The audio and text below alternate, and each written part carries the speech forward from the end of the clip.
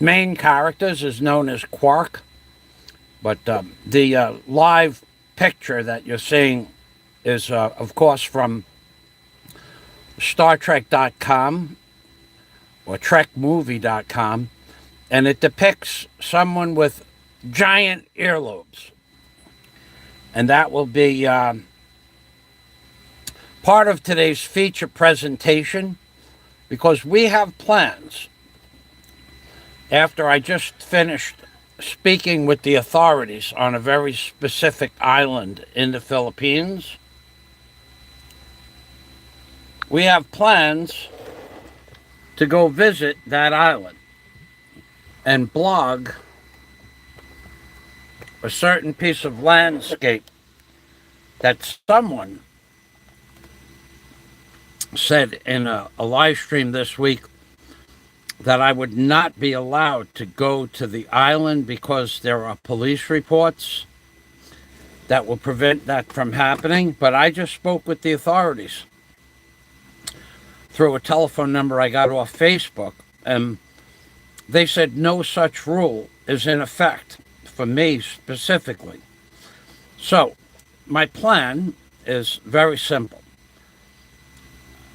Yesterday I requested $800, which would, in Super Chat, which would give me $500 after taxes to go to a very specific island and locate a very specific property where the reward for location of that property, kind of like an Easter egg hunt, the gentleman who apparently believes he owns that property, and he may very well do so, he put out a reward of a virtual handshake if anybody could find his Easter egg like property. So his virtual handshake offer,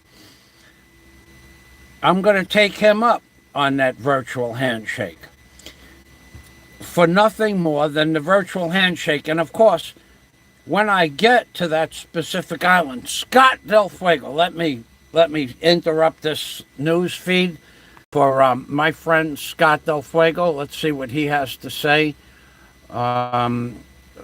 First thing I have to do is hold on a minute. I have to find I have to get to my home page.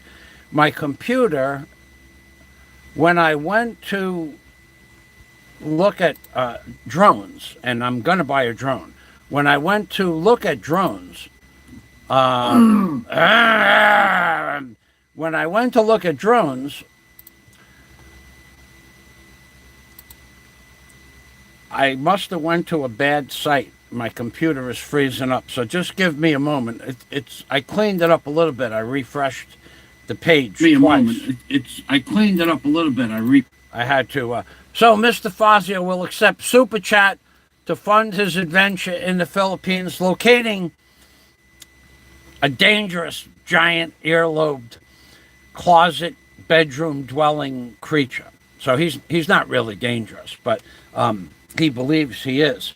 Well, he certainly wants other people to believe he's dangerous.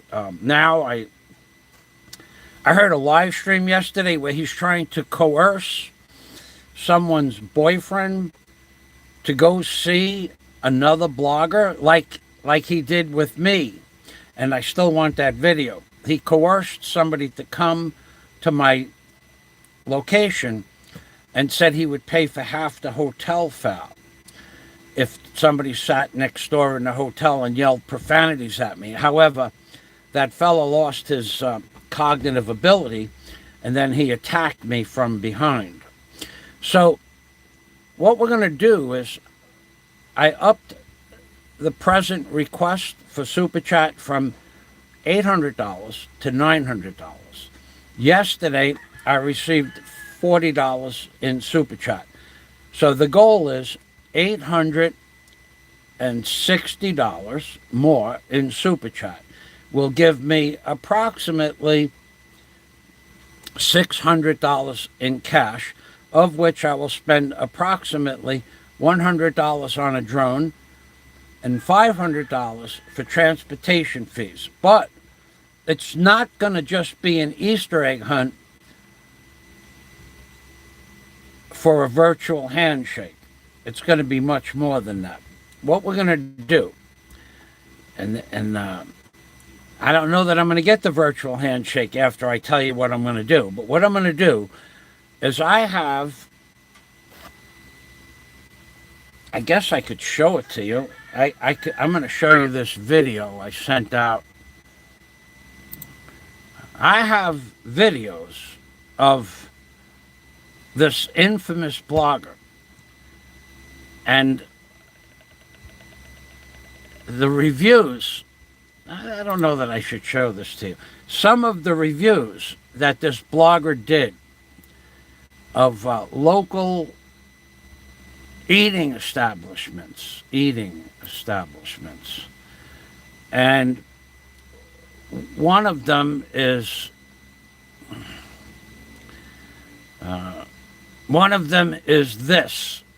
this eating establishment right here. The name of it's I won't tell you the name of it, but you guys that have a good memory, one thing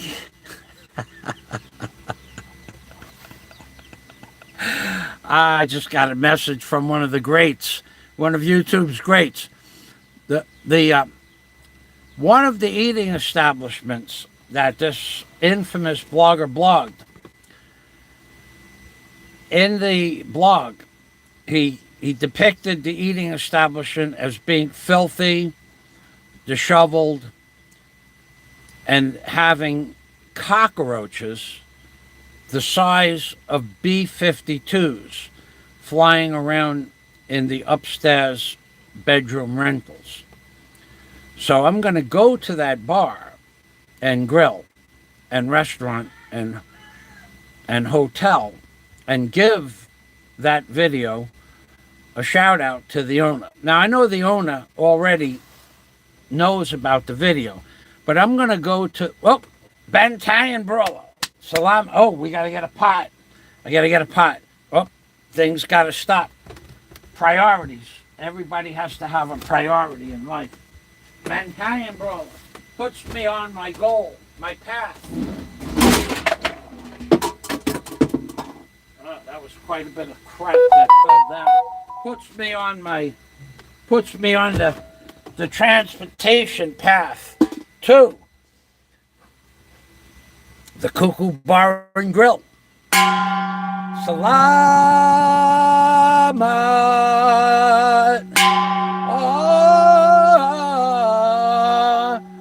We are on our way to the Cuckoo Bar and Grill, where the bedroom / closet dweller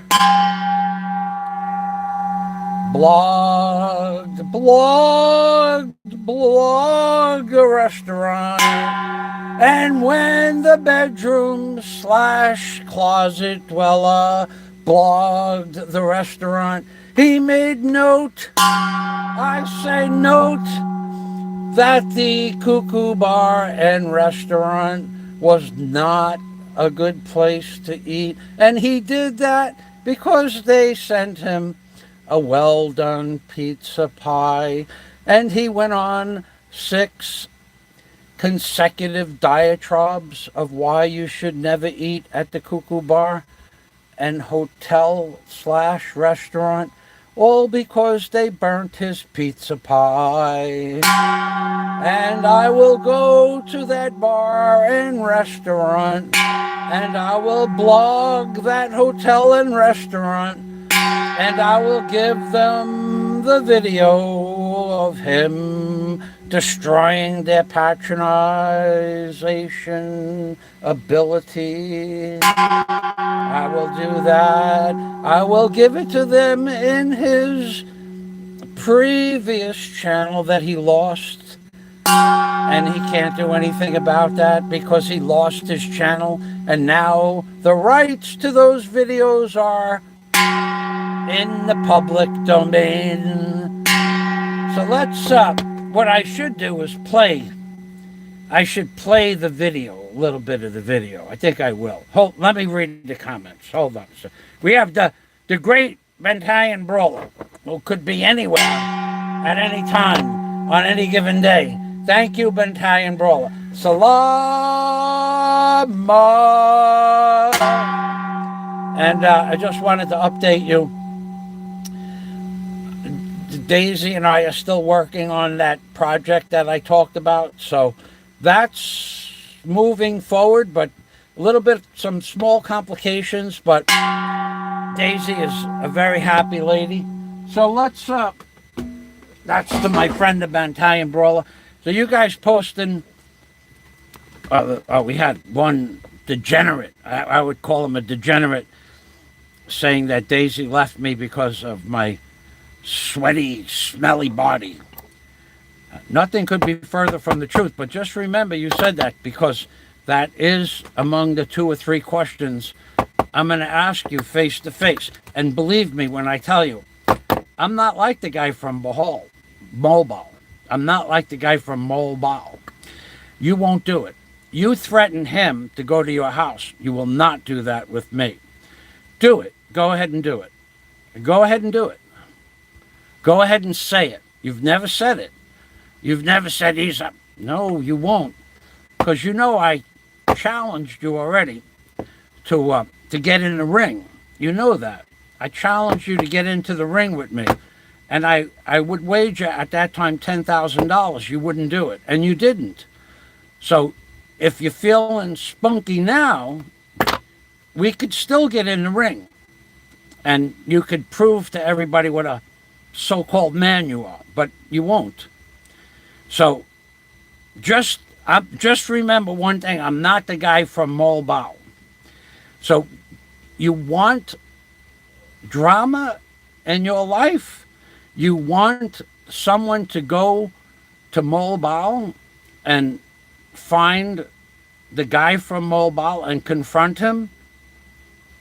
You want that, but you don't want anybody going to your island to find your domicile that you said you'd give a virtual handshake for. I got news for you. The day, and I'm going to upgrade it every day, how much super chat I get, the day I get $900 is the day I pack my bag to go find your domicile. I won't be on your island for an hour, and I'll have your location. And I'm going to blog it, and I'm also going to put it from an aerial point of view. I'm going to get the drone I'm going to get is right here on the screen. And I spoke with the police chief on the island, and he said there's no problem with my plan to do that. There is nothing that would stop me from going to your island and finding any place I want on your island and blogging it. So just understand that. I just got off the phone with your police chief, and he said as long as I don't threaten any violence or threaten you in any way, shape, or form to anything violent, he said go ahead, have fun, basically. So here's the drone, and here's the price. It's 4,000 pesos, which is $80. And it comes with a little kit. So that's the drone I'm going to buy, about 4,000 or 5,000 pesos. Now I want to turn this around, and I want to play an excerpt from this video. I should have set this up.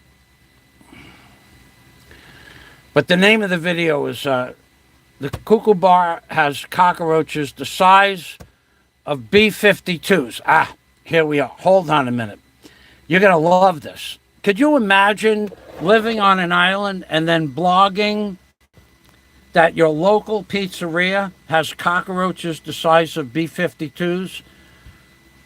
So let's go here right now. I'm setting this up. I have the timestamp.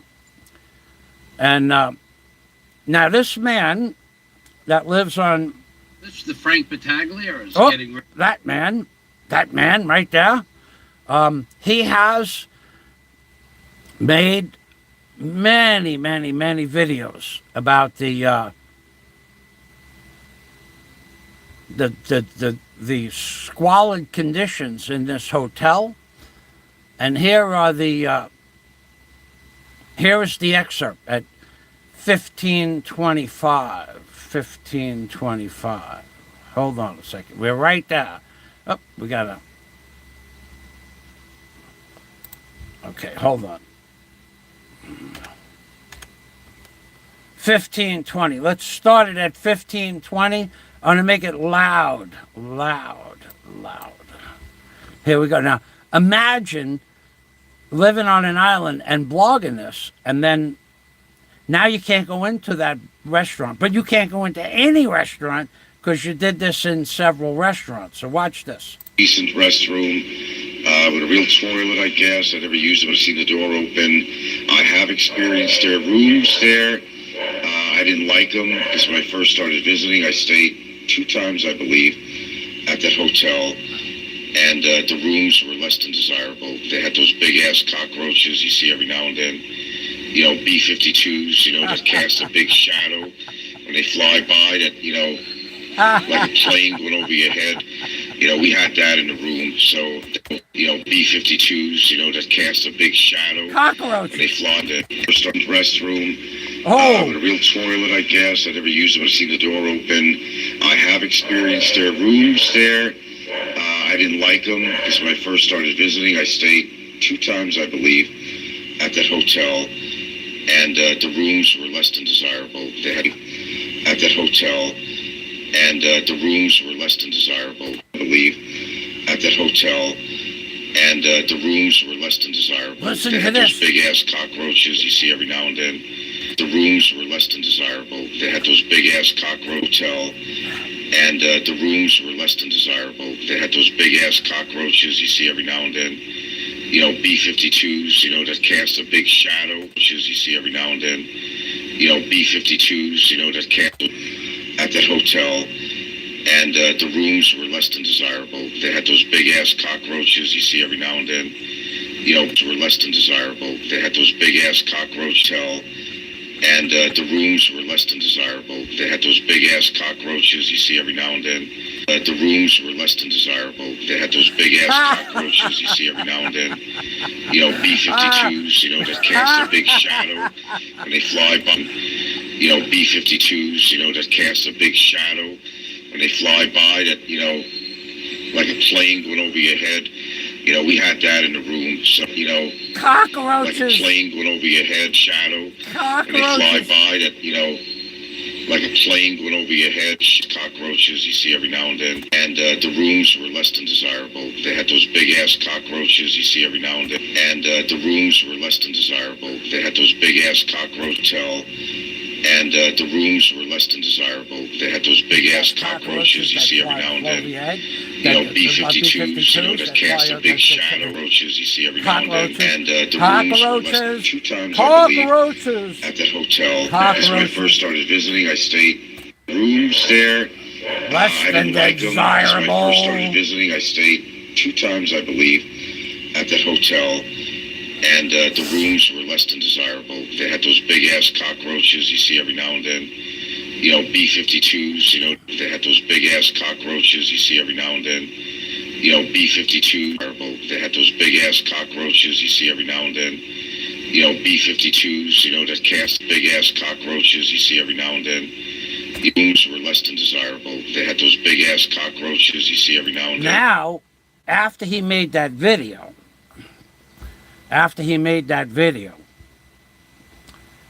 he was banned from going into the hotel or the restaurant. Then he went and proceeded to go to another restaurant on the beach and do the same thing in a similar fashion. And then he did it one more time. And we have the videos of all of that. And within about 3 months, this was when Warren Hunt was still alive. And Warren sent those videos respectively, to the 3 restaurants that this guy made. He made videos of the 3 eating establishments on his island, all negative, all similar to that. One had to do with Ashkel dogs on the beach. This one had to do with cockroaches the size of B-52s flying around in the restaurant rooms upstairs. And there was another one about the filthy squalor on the floor and disheveled mess in the restaurant itself, which may or may not be true, but he posted it. And Warren Hunt, when, God rest his soul, when he was still alive, he sent those videos to the 3 respective restaurants. And subsequently, this guy wasn't allowed to go in any restaurant anywhere on the island. So now he stopped doing restaurant reviews. So let's go back to my channel here. Let's see if I get back to my channel.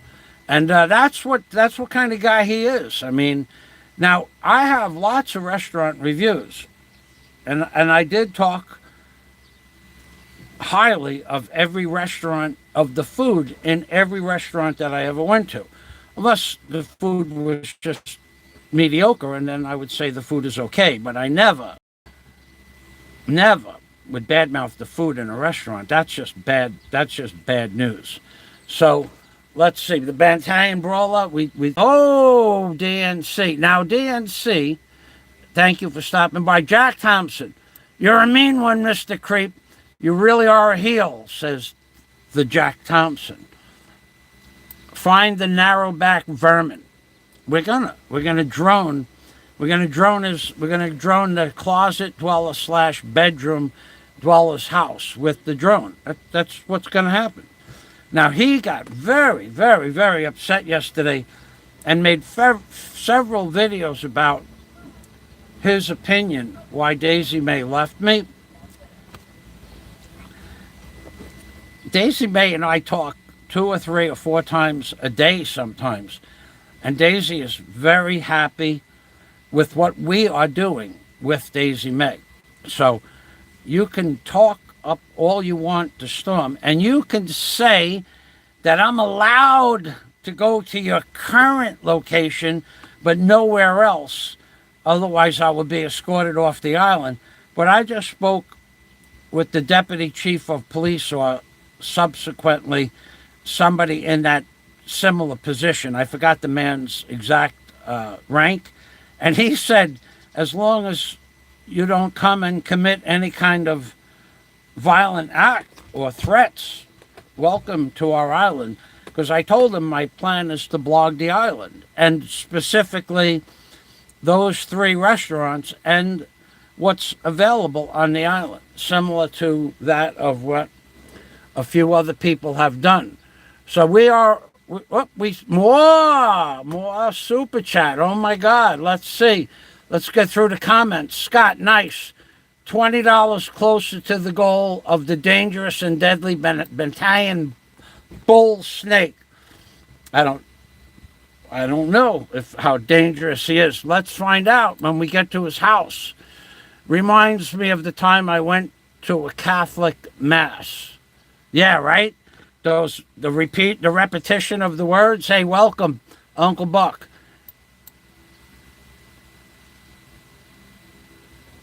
The biggest earlobes. He does have big earlobes. He does have those big, giant earlobes. He's going to get the surprise of his life. Let me tell you how long it will take me to find his house. Let me tell you how long. About an hour after I get to the island, I'll be an hour away from the house, and I'll just blog it. And then I want my virtual handshake. Okay, I am 1 hour from the dock to where I'm going to find the exact location of the house, and then we are 1 hour away from going to the house and blogging it. And if he's there, he can either post a virtual handshake, or he can come outside give me the proverbial handshake. But one way or another, when my goal is set at $900 and I am up to a comfortable amount of money knowing that I'm going to get that, it'll take 2 weeks for the drone. In fact, what I'll do is I'll order the drone. I'll order the drone. I'll order it this week. I want to do a little more research on some drones, and then I'll order a drone and show you the work order for the drone to be delivered. Maybe I'll even do that today. So I'm going to drone his house. I have permission from the police, the authorities in his hometown, as long as I don't cause any problems or make any threats. And as far as his house being off limits to video, no, that's not the case. His house is perfectly okay. And I know how to find his house. I know how to do that. It's not hard. I could tell you, but then somebody else would steal the idea. But let me tell you something. When you see how easy it is to find his location, you'll say, why didn't I think of that? It shouldn't take a half an hour. An hour off the ferry to get settled in to a room, and it shouldn't take a half an hour after that to find his house. So, hey, buddy, the virtual handshake, have that virtual handshake ready, because I'm coming. I'm going to your house. I'm going to blog your house. I'm going to blog all the beautiful updates and the 8-foot cyclone fence with concrete and broken bottles and barbed wire on top to keep out the dangerous iguana, indigenous, genetically modified iguana species. I'm coming to your house, dude. I'm not like you. I don't need to hire somebody else to go to somebody else's house. Like yesterday, you were trying to coerce somebody to go to Mobile to confront the guy in Mobile. I don't need to do all of that. I'm going to your house, dude. Just rest assured, I'm going to your house. And I'm going to blog it. And I'm allowed to blog it. I have permission from the local authorities. You can't stop it from happening. There's nothing you could do or say that's going to stop it. Nothing at all. Call up the police. Call up the police department and your local police department and ask them who was speaking to me on the phone. Go ahead and do it. I don't care. The creep has lady fingers. The creep walks around with his hands taped to his ankle, just in case he gets lucky, right, Uncle Buck? In case somebody's feeling spunky. Jack Thompson, a blood blister, immediately to the emergency room. Memorabilia collectors. Oh, memorabilia collector is definitely on my side. Keep hitting him, Fazio. Don't show him any mercy. Keep Stank down. There's no animosity here. Just because he keeps making videos about Daisy May leaving me because I have a sweaty, smelly, stinky, fat, disgusting body and that I'm a slave driver to Daisy May, nothing could be further from the truth. Anyway, Scott says, Bantayan Island is perfect to conduct operations, win the hearts and minds of the populace, and the occupiers will fall. Bantayan Island, here I come. Believe me when I tell you I'm going to your island. And believe me when I tell you I'll find your place in an hour. And believe me when I tell you I'm going to post it publicly as a landmark. The infamous blogger of the Philippines lives here. Your place will go down in infamy.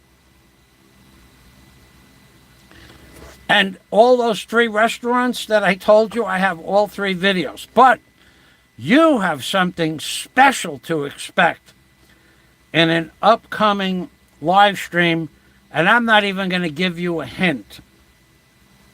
But I will tell you this. The great and unmatched Aloe de Winter has a surprise in store for you that is gonna rock your world, dude.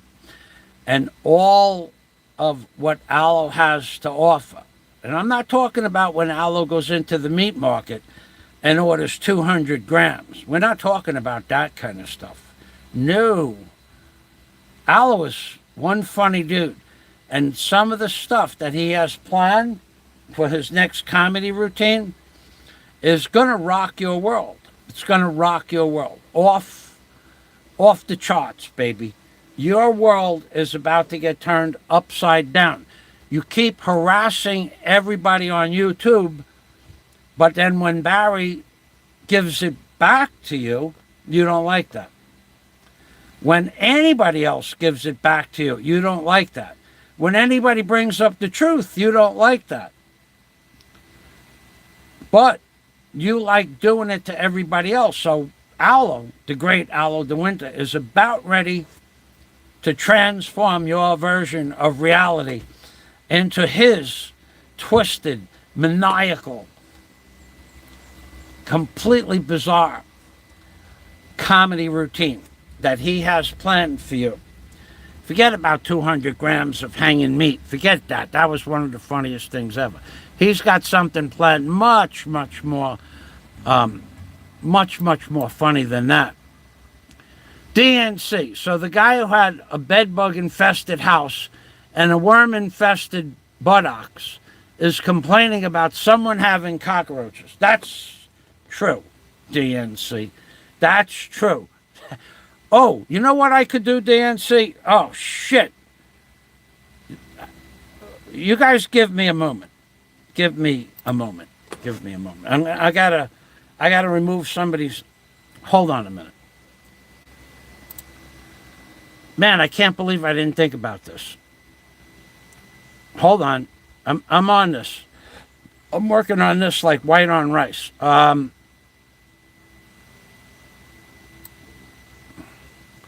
Let me make sure all the...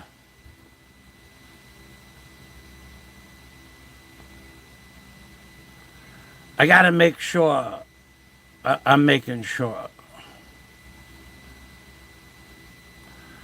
Okay. Yeah, you know what? Let me get that out.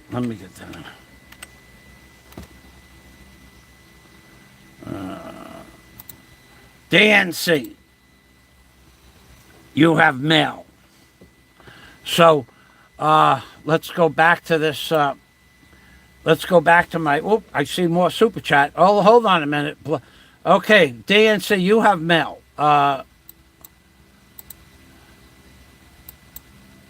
yeah. I'm going to record it right from the ferry. I want to see the island. I want to see what's so special about Marianne and Ginger's Island, according to Uncle Buck. I don't care. When I called up the police, I gave them my full name and who I am. They didn't say they knew who I was, but I kind of got the feeling they've heard my name before. They said, Mr. Fazio, as long as you don't threaten anybody's life or threaten to do any property damage or anything like that, you're welcome to blog in. They don't like you, dude. They don't like you. By the reception I got on the phone, I will tell you right now, they don't care about you at all. So, let's see. Scott Del Fuego, nothing is wrong with blogging. Not like you are soliciting people to go there and disturb him and yell out profanities. Now, that would be wrong. And he did that to me. And I still want that video. And when we go to court, you're going to see this guy's video may very well be part of the case where he said he's going to come and throw stones at my house. He said that. I don't want to throw stones at your house. I just want to show everybody where you live and the beautiful upgrades you've done to your, what did you call it? A Gamai mansion? Well, we'll put you on the map. Maybe you'll be, maybe we can get you on a map. Actually, there's many of the islands have maps where you give them $50 and they put you on the calendar. Could do that too. I will record every second of it. I don't care. You're right. The creep was blatantly inciting violence when he begged, he coerced. We want Drake to go see the guy in Mobile.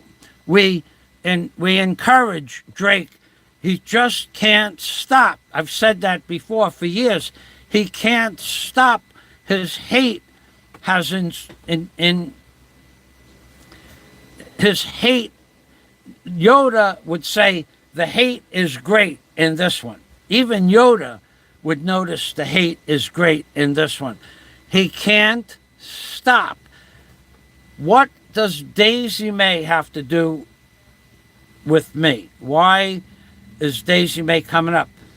Nothing that this little man has ever said about why Daisy and I are not together, not a word of it is true. If someone would have given me $50 last week, I would show you the email that Daisy and I sent back and forth that day. And you would be surprised what Daisy May and I are doing.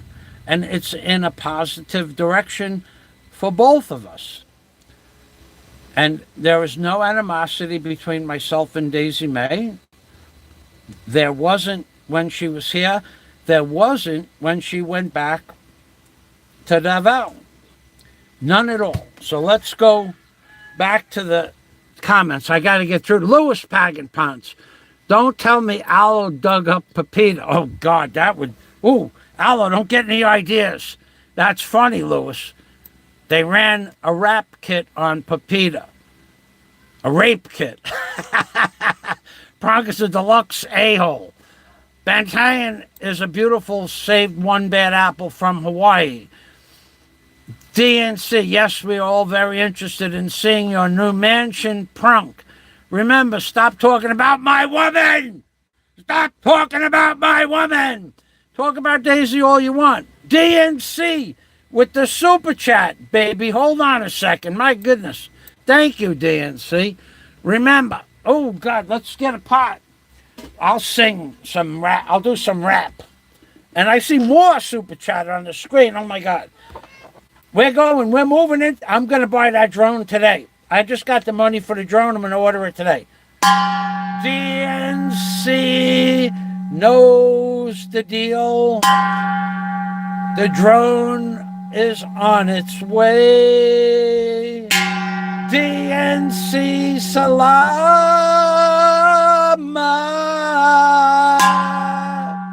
Bantayan Brawler Salama.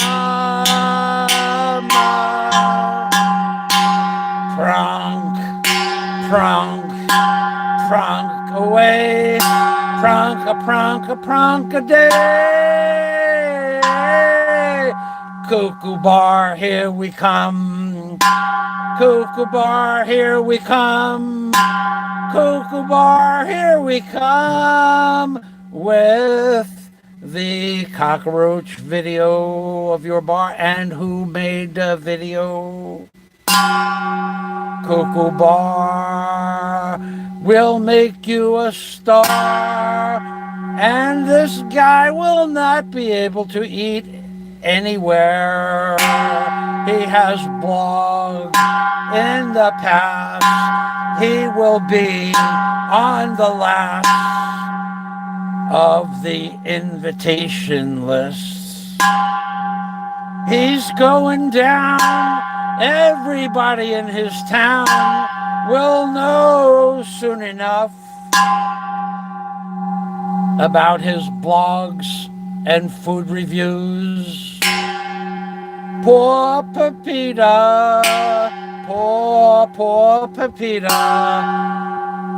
I'm surprised they didn't eat her. Poor Pepita. Yeah, baby. Yeah, baby. Hey, thank you very much, DNC. Human Circus. Man, I don't know if that came before or after I sent you the mail, but thank you. You have mail. We're on our way to Bantayan. Kapow! Memorabilia collector. He's been posting true stuff about the Bantayan closet / bedroom dweller.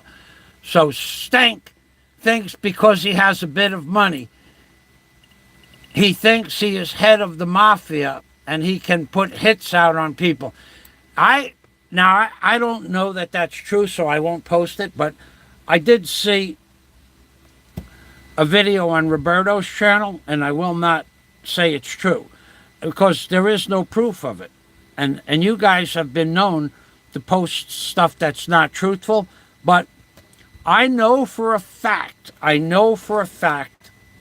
that the little fella begged, coerced, asked anybody that was willing to go stay at the Stanley house next door, and he would pay half their room rental if they would make a video of them harassing me from the balcony. So that I know is true because I saw and heard the video. At the time, my computer did not record it, but somebody has the video, and it don't make a difference because I know what he said. But I do have a video from January where him and another blogger were going to stand outside my window and throw stones at my house. That we have. And that one may or may not be used in an upcoming legal matter. However, I don't care whether it's used or not. I am going to blog your new location. I am going to put you on the map as one of the most famous bloggers in the Philippines. And I might even go and look for the map maker on your island and give them whatever their fee is to put your house down as, I don't know, YouTube's greatest blogger. Who knows? I'll figure out something. But they'll know it's you.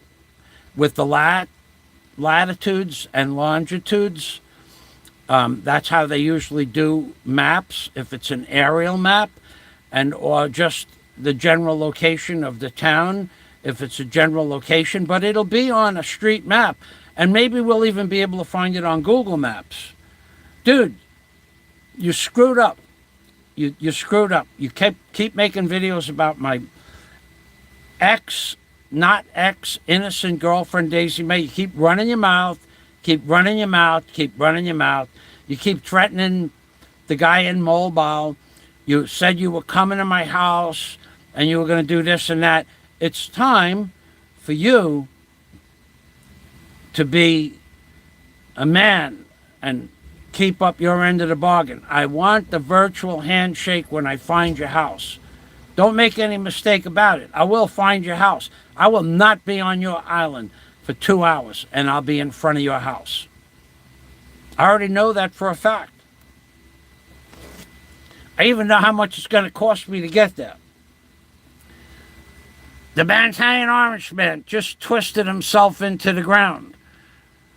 He'll be broke again within a year or two, says DNC.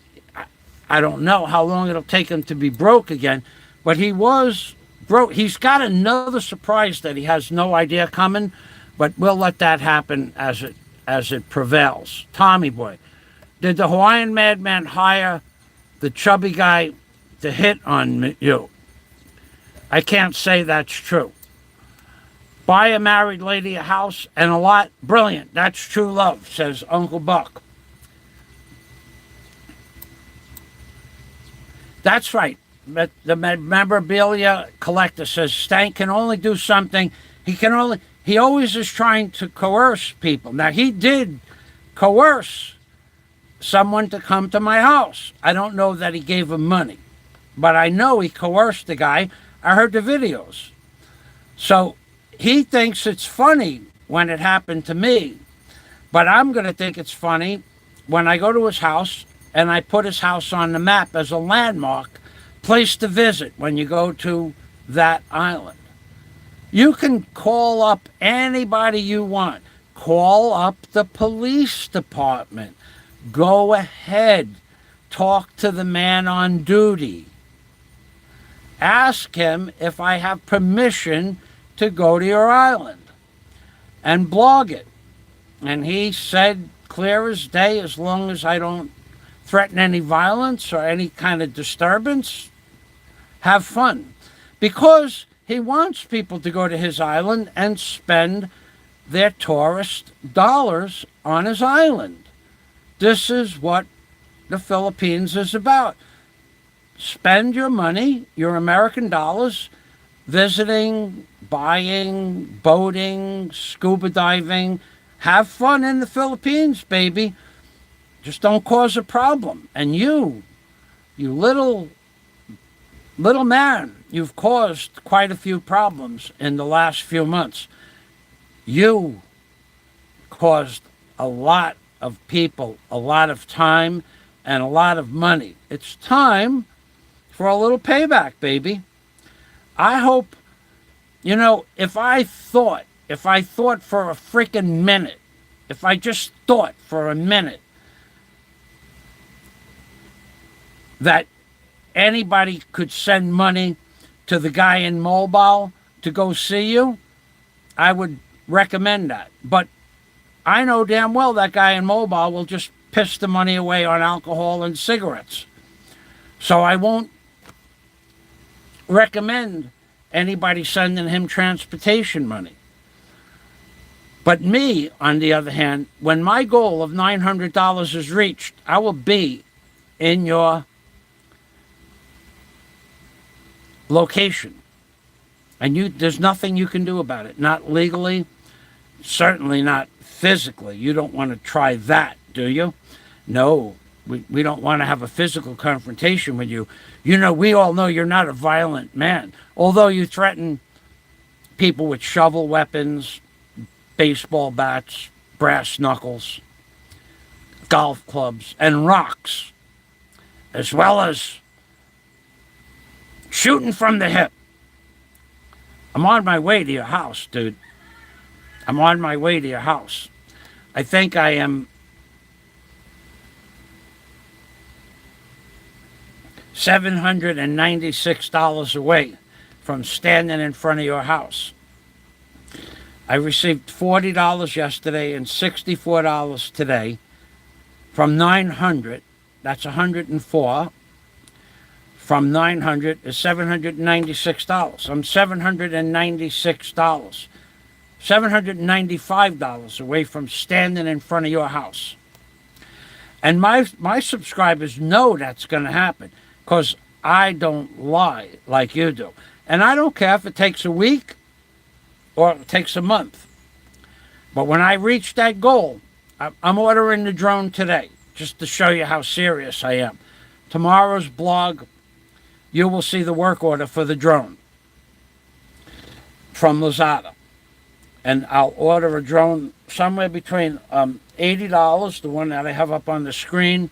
What I need to do, I know my phone is compatible with their controllers. I would prefer to have a controller that controls the drone. Oh, God, the Bantayan brawl. Talk about drones. Bantayan, all up in your geek. Oh, my goodness. And Louis Pagan Pond. Oh, we're on our way. All up in your geek. Roberto, welcome to the machine, Roberto. I did mention that you have a video up. I don't know if there is all right, let's just do this. Let's get all up in your geeks channel up on the screen and post it for people to go and subscribe to All Up in Your Geek.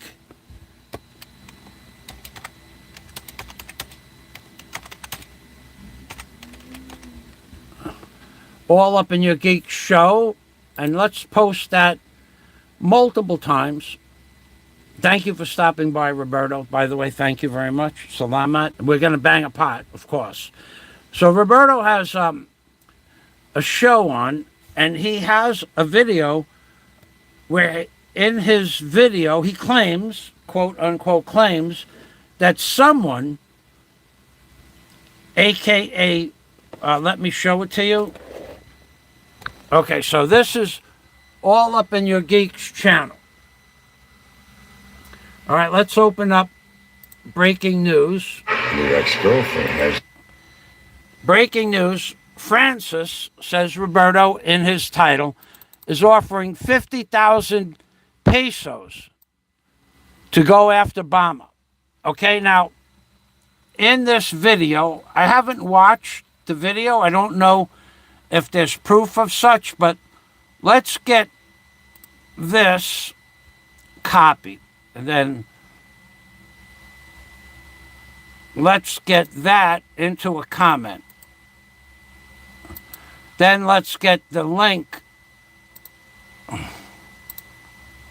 for that copied. And then we'll get this video from Roberto. You guys, I'll give you guys a few minutes to go watch this video. And then I'm going to get Roberto's channel also up. So I'm going to post this link to the video on Roberto's channel. And he also has quite a few other interesting videos that I have watched. So we are now posting the link to Francis is offering a man 50,000 pesos, according to this title, to go see Barry in Mulbao. Now, I think that's illegal. Not Roberto's video. I think it's illegal to coerce someone with money. So I'm not sure what that's about. And I only saw the update for that this morning and didn't get a chance to watch the video because I was looking for a drone. So now let's go to All Up in Your Geeks channel. And let's take a look at some of the videos that Roberto has here. He has the current video that I just posted. He has Francis' statement contradicts himself. Remember the biggest baloney artist on YouTube? Francis is the king of redundancies. Francis is making a virtual challenge. Wow, that's a big one. A virtual challenge to find his place. So let's get Roberto's channel up there. And then let's get Roberto's link up there.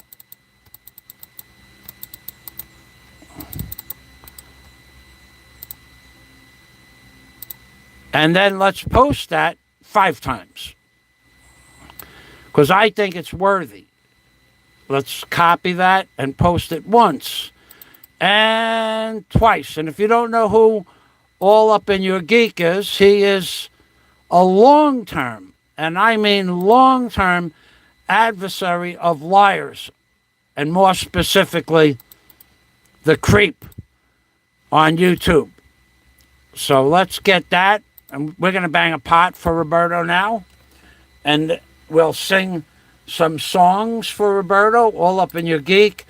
And this is the last thing I want to post. Francis is making a virtual challenge to find his place. And that's... Yeah.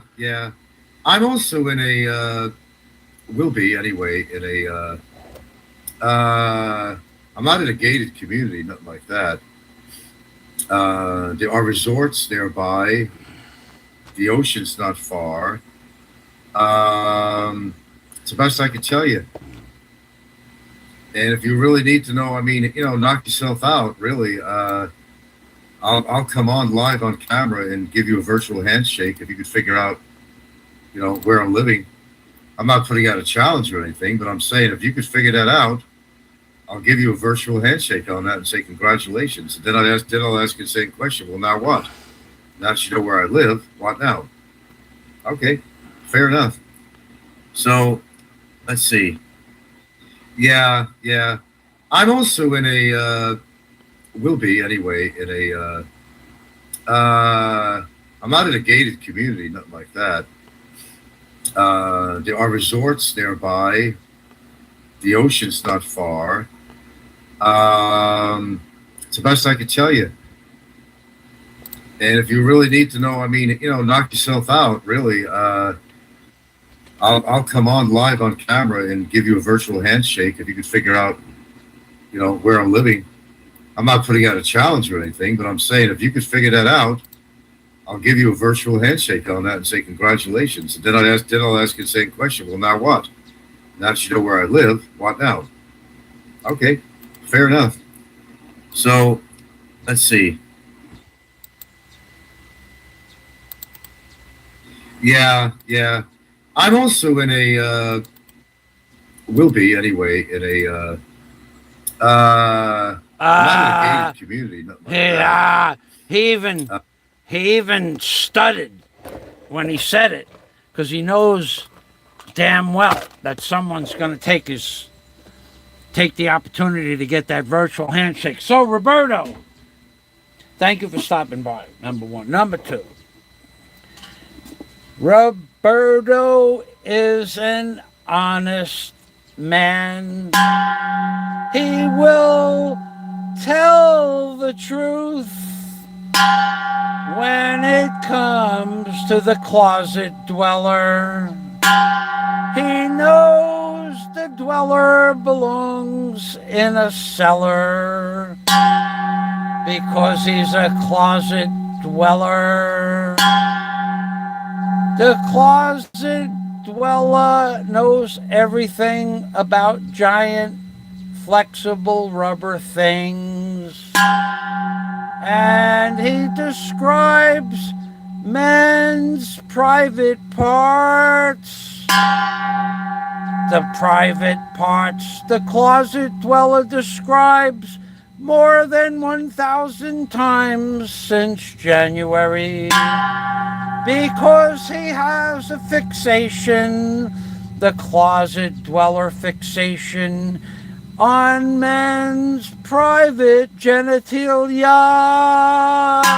and the size of the genitalia according to the closet dweller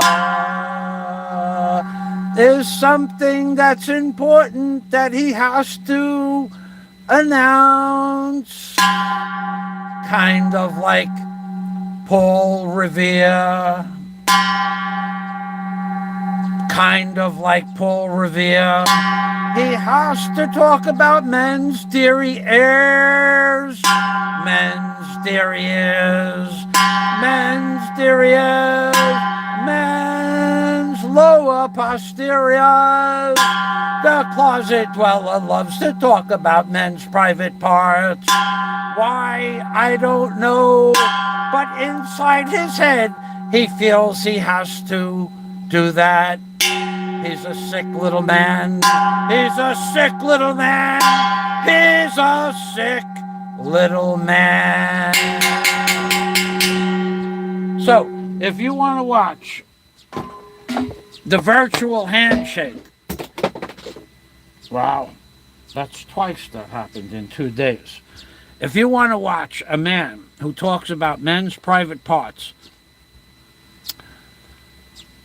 I would venture to say, honestly, this man, so-called man, and he's not much of a man at that, he's never shown us him doing anything manly. He talks about manly stuff, but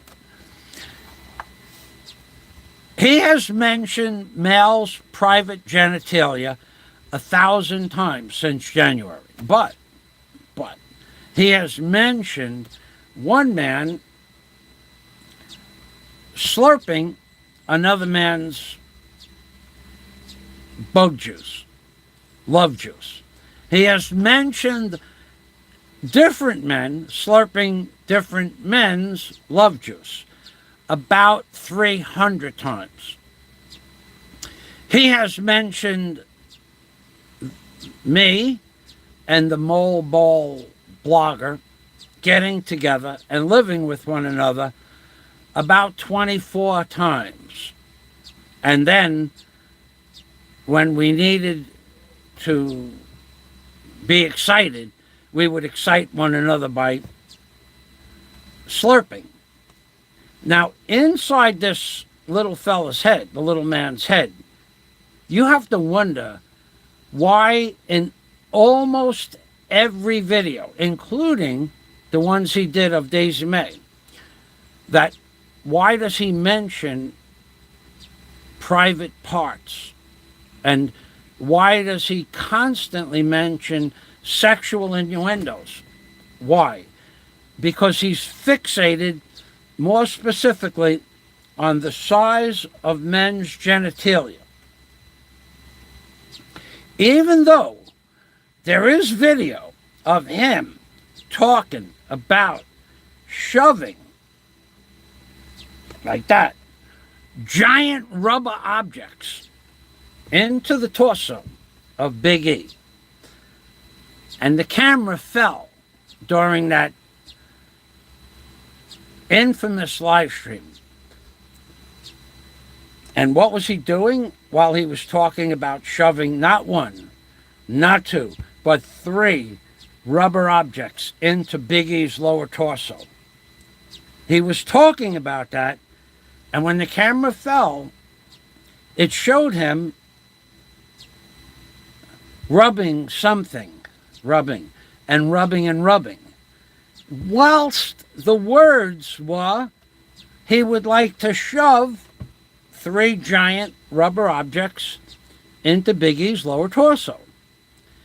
So, what do you think is going on in his mind while he's talking about shoving those giant rubber objects into Big E's torso? And rubbing, whilst he's rubbing. And then when he got caught, and that video may or may not be available. I don't have that video. I know who does have it. When he got caught, what he said was he was scratching an itch. But he wasn't scratching. This is scratching, and this is rubbing. There's a difference between scratching and rubbing. You could look it up. Rubbing is what he was doing. Scratching is, and aside from that, you don't rub and scratch. You either rub or you scratch. Scratching is scratching, rubbing is rubbing. He was rubbing. So one could say, on the extreme end of the spectrum, he was rubbing and rubbing one off whilst talking about shoving giant rubber things in another man's torso. Which would bring you to the realization that inside his head there's a misnomer of facts. The fact is that when you see a drop-dead gorgeous woman, then, and only then, is it okay to rub.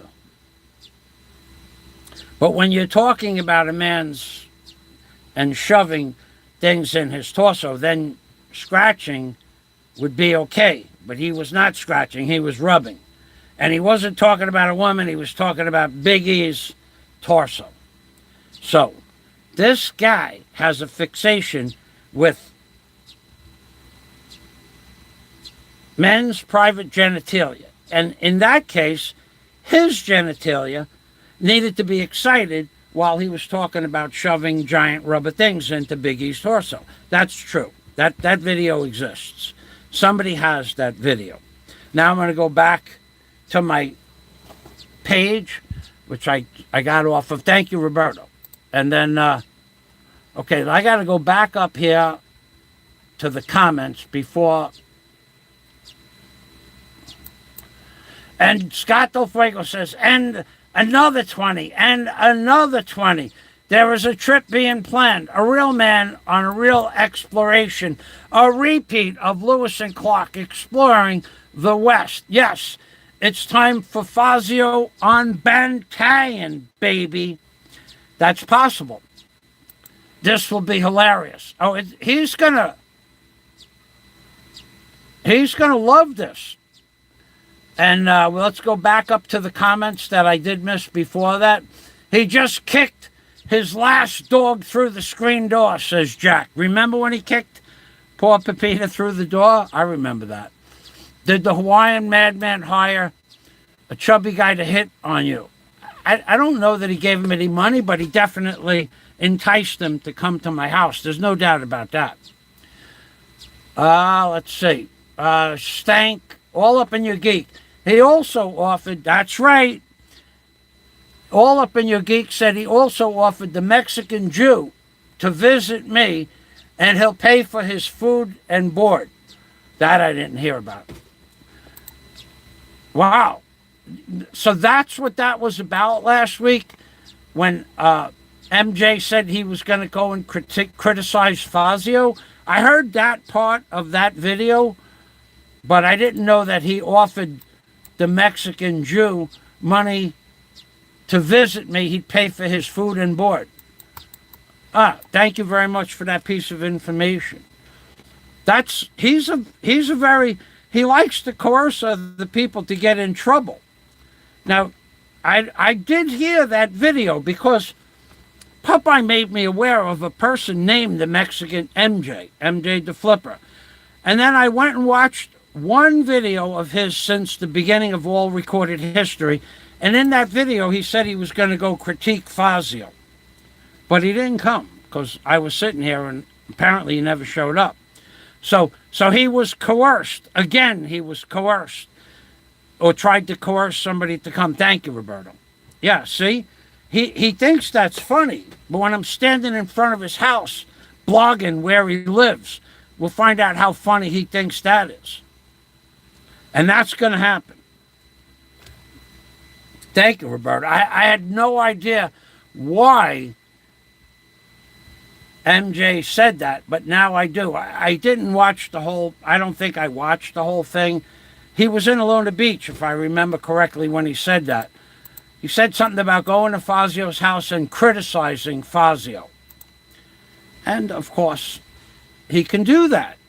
You're allowed to do that. You're not allowed to come and attack me from the rear. So he did not threaten to attack me, but he said he was going to come and criticize me. What can I say about that? He didn't do it. I'm glad he didn't do it. But this little man, this little fella, he is in for a freaking big surprise when I get there. I'm going to put his house on the map. People will know where to go shake his hand. Every day there'll be people. Somebody could even go throw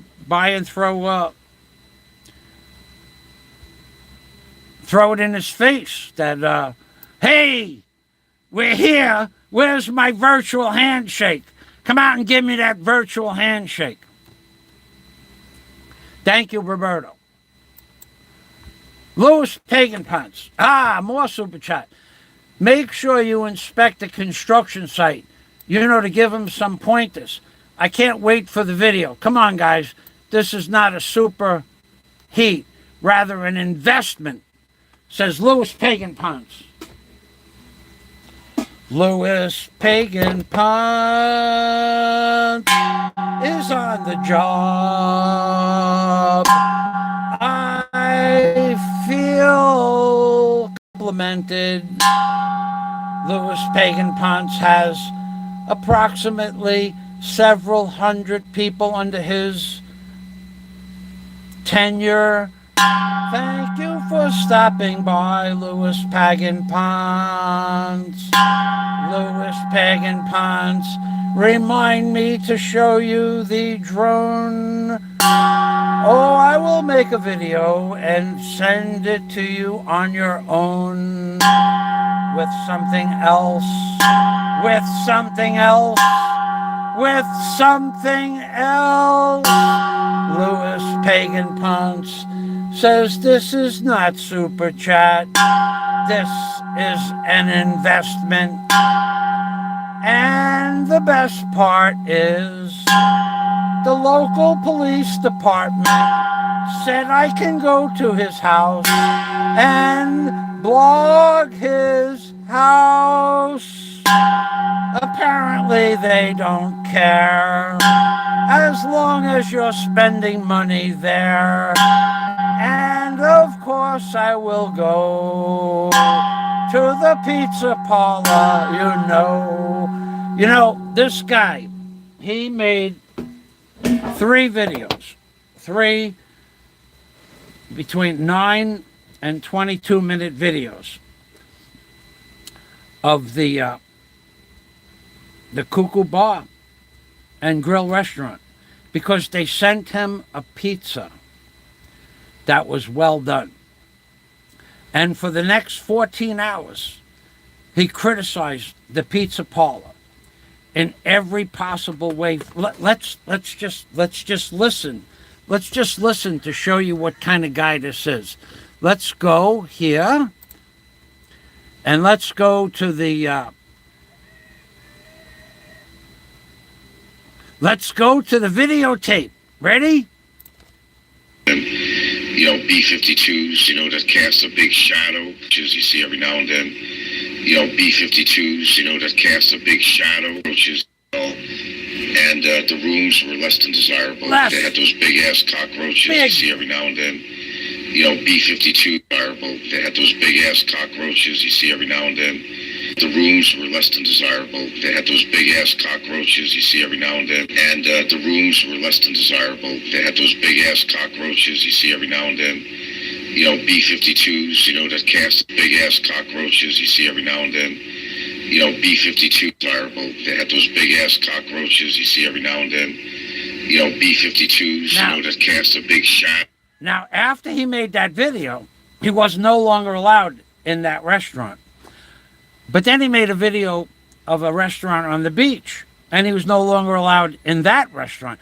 Then he made a third video of another restaurant, and he was no longer allowed in that restaurant. And then he made a video about Jell's Meat Market, how dirty it was, and now he's no longer allowed in Jell's Meat Market on the island.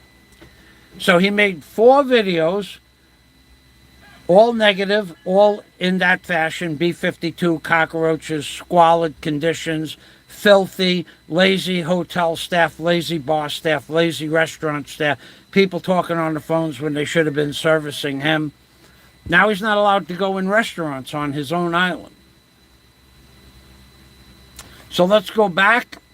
Now that video is just one of 140 videos I have from that year, 2021. Let's see, let's make sure. No, that's 2020. That's the year 2020. I have another 100 from 2021. And I have about 200 from 2019. And I can post them if I want, but I'm going to set up another channel specifically for those videos, where we'll call him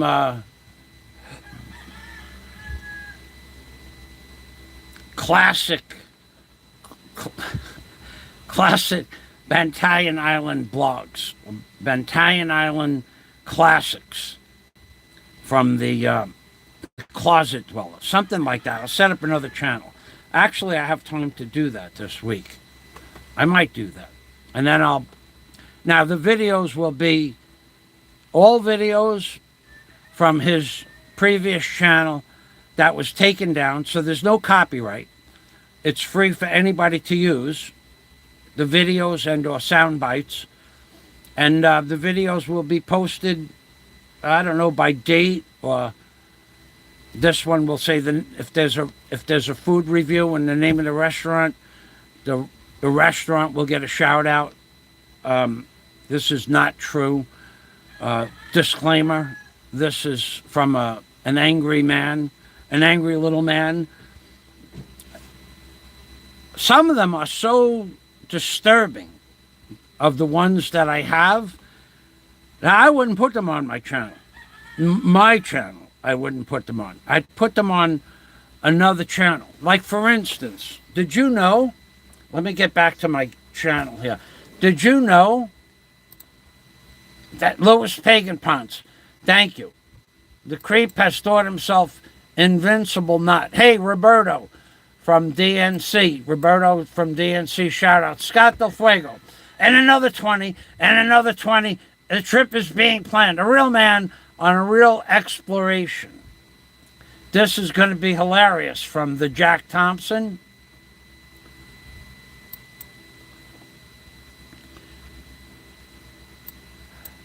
He did. Okay, he did offer. He did offer in the past 50,000 pesos for someone to go see Bama. Why wouldn't it still be good for Drake? You're right about that. That's probably true. That's probably true. You're right about that. So the video on All Up in Your Geek, who, let's get that posted again. Oh, that's a different one, but we could post that. Let's get...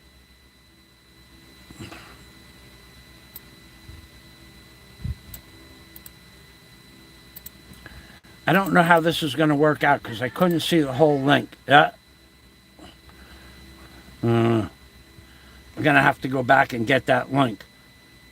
All right, so he did offer 50,000 pesos for someone to go see Bama. That's right. I do remember that now.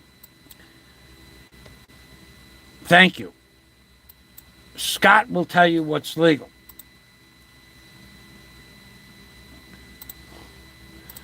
And that man, oh my God, Simulacron is in the house. And another 20. I better get ready. I got to get my suitcase. Whoa, let's get back up here for a minute and get this last.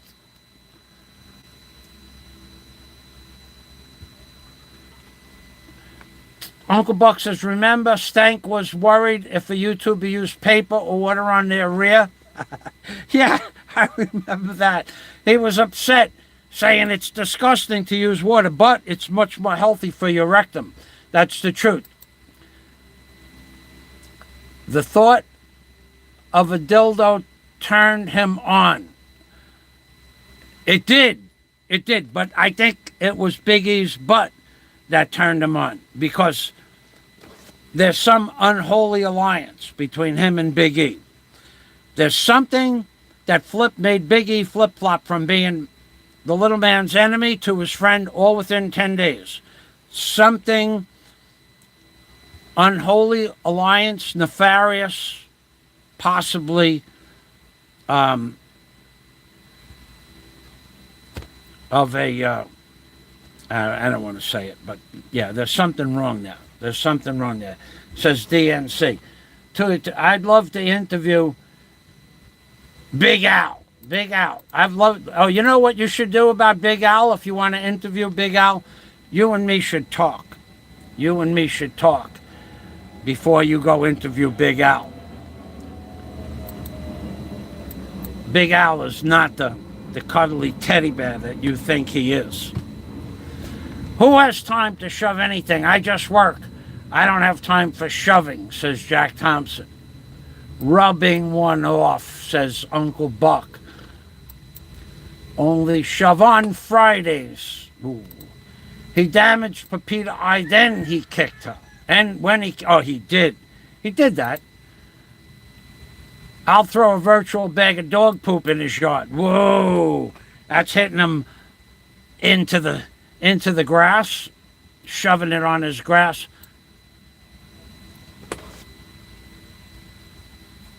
Former Japan Prime Minister Abe shot after giving speech.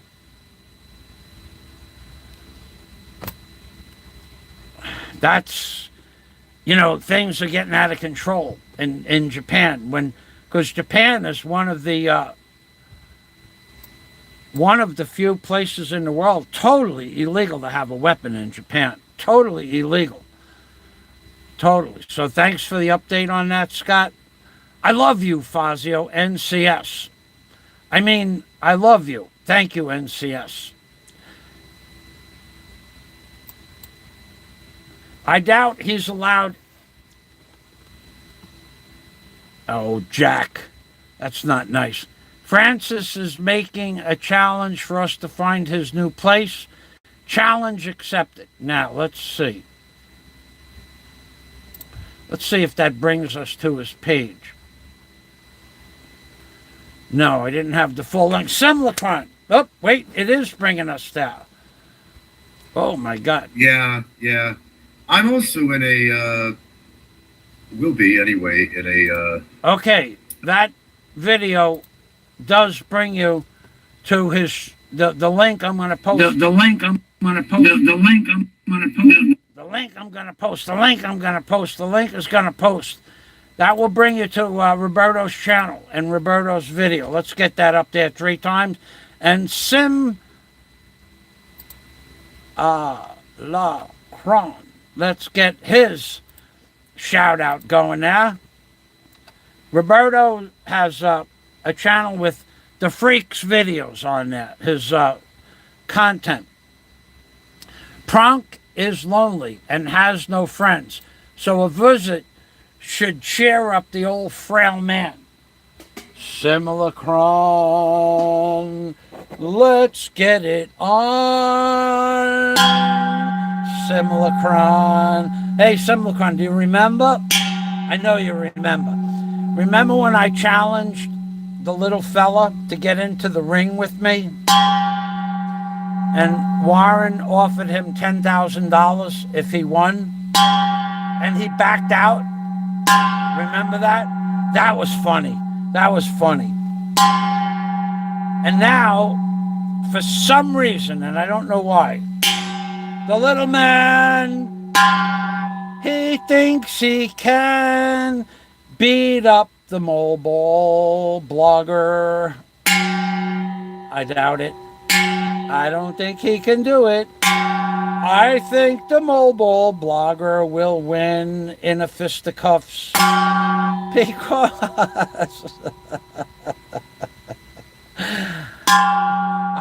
that's just my personal opinion. Simulacron, let's get it on, baby. I want that virtual handshake. And now I am 860, 760, 740. I am $735 away from packing my bags and headed to the little fella's island, where I have permission from the local police to go blog anywhere on the island, as long as I don't cause a ruckus among us. Simulacron is making it happen. $20 at a time. And I have to find something that rhymes with time. And we're going to the island. Don't be late. Don't be late. I have a date with the little man. I have a date with the little man. And he won't be rubbing one off when I get there. No, he won't be doing that. He'll be crying. He'll be crying in his soup. Crying in his soup. Now, you guys think that you're going to post these videos and somehow show that I do crazy stuff on YouTube. This, my friends, cannot be proven in any way, shape, or form. See, what's going on here? In the case of yesterday, we had multiple trolls coming to my channel to try to get me to make a mistake. See, you're allowed, just like he's allowed to ask Drake to go see the mobile blogger. But see, the difference between me and him is, number one, I have teeth. Those are real. He has no teeth. What he has is a bunch of rotten, decayed, smelly stumps in his mouth. That's why some people call him Rotten Mouth.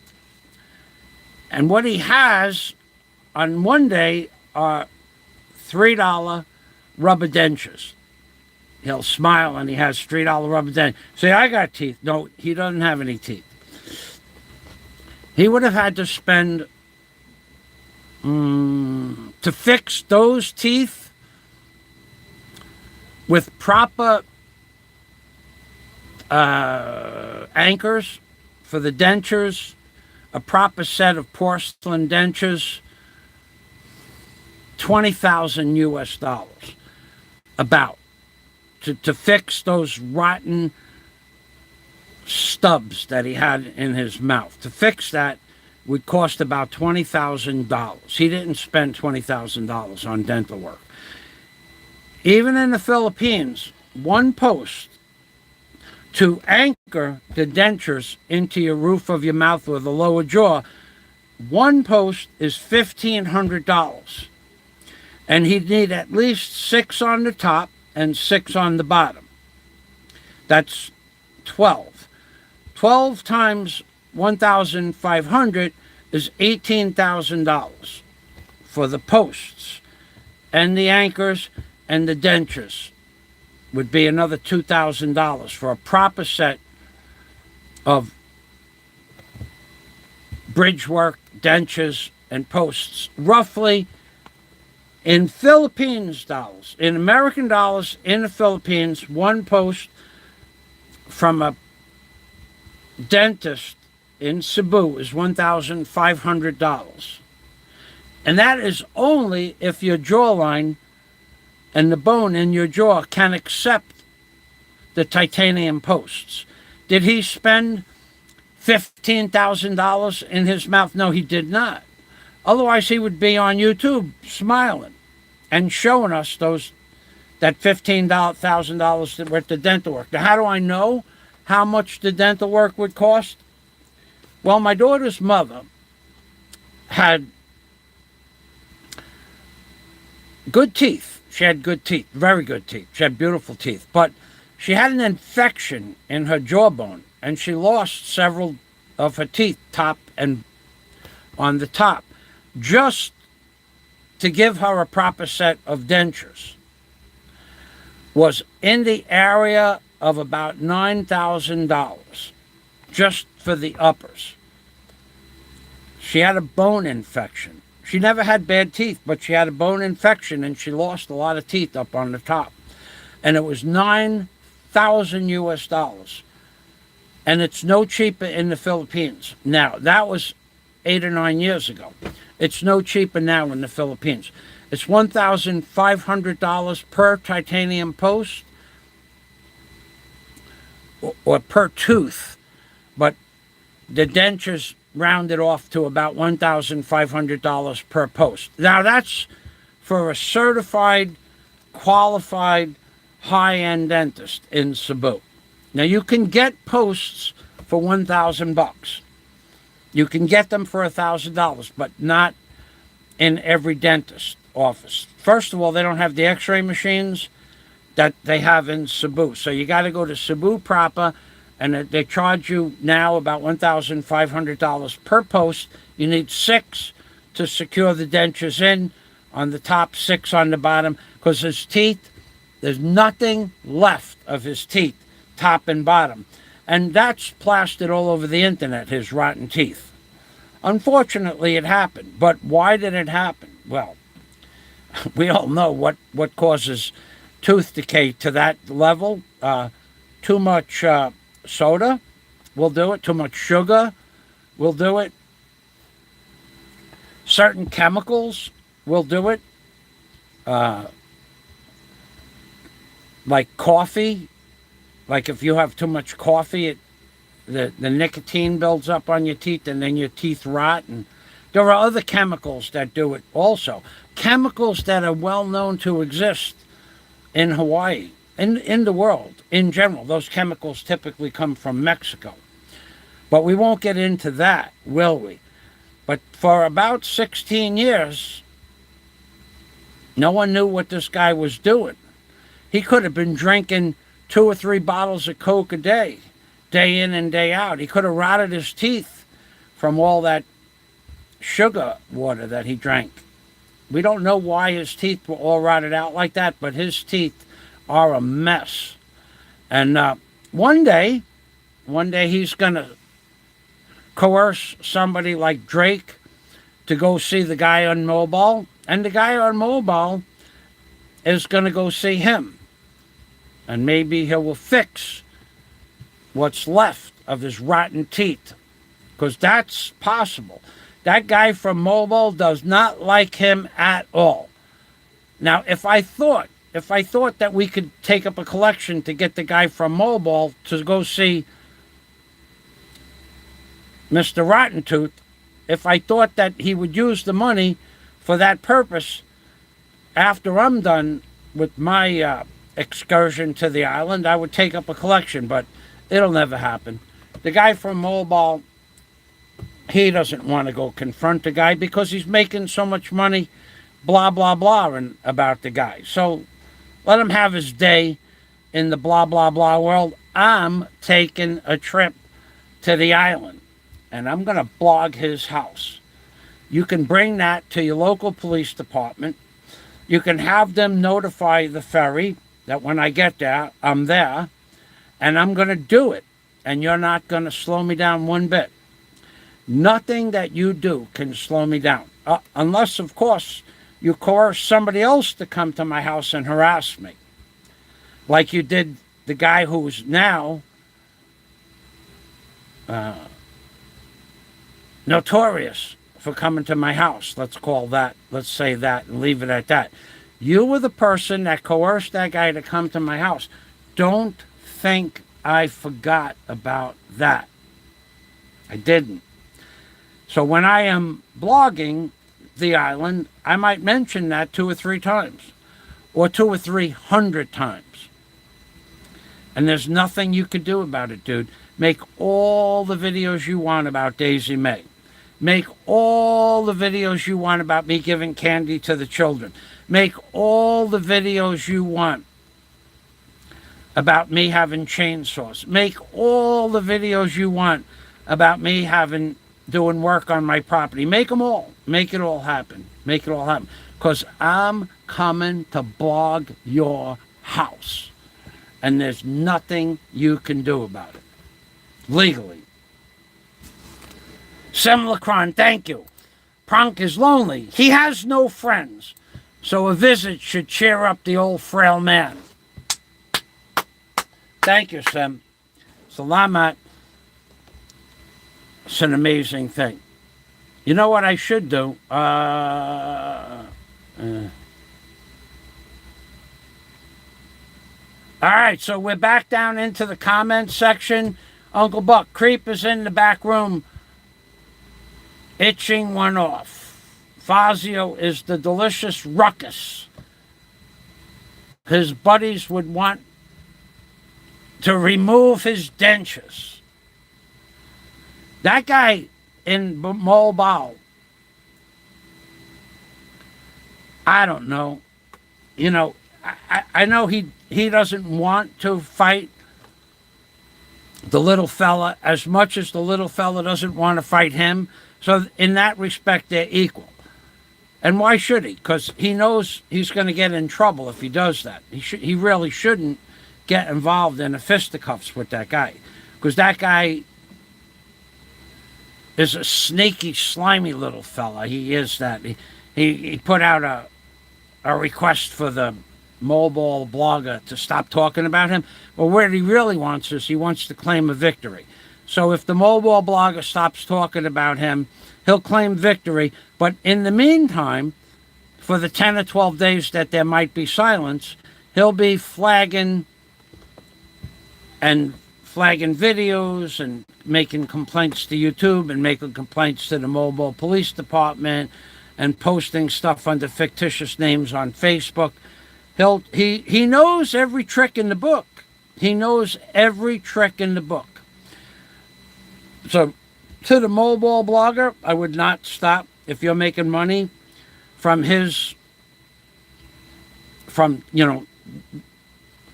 for the interaction, the banter between you two, I wouldn't stop. But me, see, I'm different than you. You already know that whatever money you get, you people already know, whatever money he gets, he's going to spend it on frivolous shit. I'm going to end up with a drone, and I'm going to end up with blogging the island and the restaurants, and I'm going to end up owning the rights to those 3 restaurants to make amends for those sick, twisted videos the little fella made about the restaurants. I'm going to go give the pizzeria and the restaurant on the beach, I'm going to go give them 4 and 5-star reviews for that quality of island life restaurants, because it's a very simple lifestyle. So I'm going to own the Bantayan Island restaurant reviews. Even if they serve me something that is a 3.5 star, I'm going to give them 4 stars for it. And if I enjoy the meal, I'm going to give them 5 stars. Now maybe the little fella, and this is possible, that he didn't like the pizza because he couldn't taste it because he smokes so many cigarettes a day he can't taste anything. You know, you people are forgetting. Now it's a 1.5 years and 1 month plus since I had a cigarette. Okay? I can smell a cigarette when someone lights it up on the beach. The beach is right over there. See the beach? See the ocean? See that barge there? When someone lights up a cigarette on that barge, which is 200 feet from here, I can smell it. I can smell the match. I can smell the match, the sulfur from the match, from 200 feet away when they light up a cigarette. I can smell the cigarette when the wind is blowing this way. I can smell the ocean air all the time. Because I quit smoking. But when I was smoking, I could put salt in my hand, sprinkle it in my hand, and put it in my mouth. I wouldn't even taste it. So maybe his food reviews were not really on the money because he couldn't taste anything. You cannot smoke cigarettes every day, a pack a day. You cannot taste anything. It's not possible. You can taste like a potato chip, or you can taste, if you had a good hamburger, you could taste a good hamburger a little bit. But when you don't smoke, you can taste everything and smell everything. So with his food reviews, the food was garbage because you couldn't taste the food. The guy has so many things wrong with him inside his head and his physical attributes.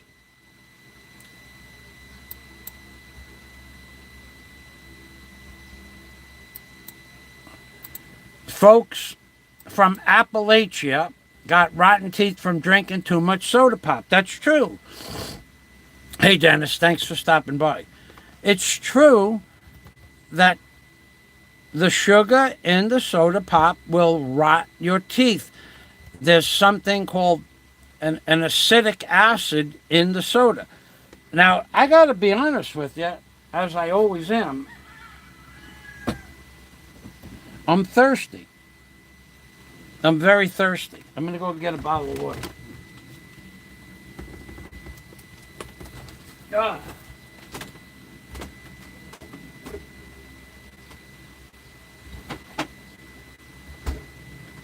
I'm very thirsty. He's very thirsty. Hold on a second. Cold water. Distilled water.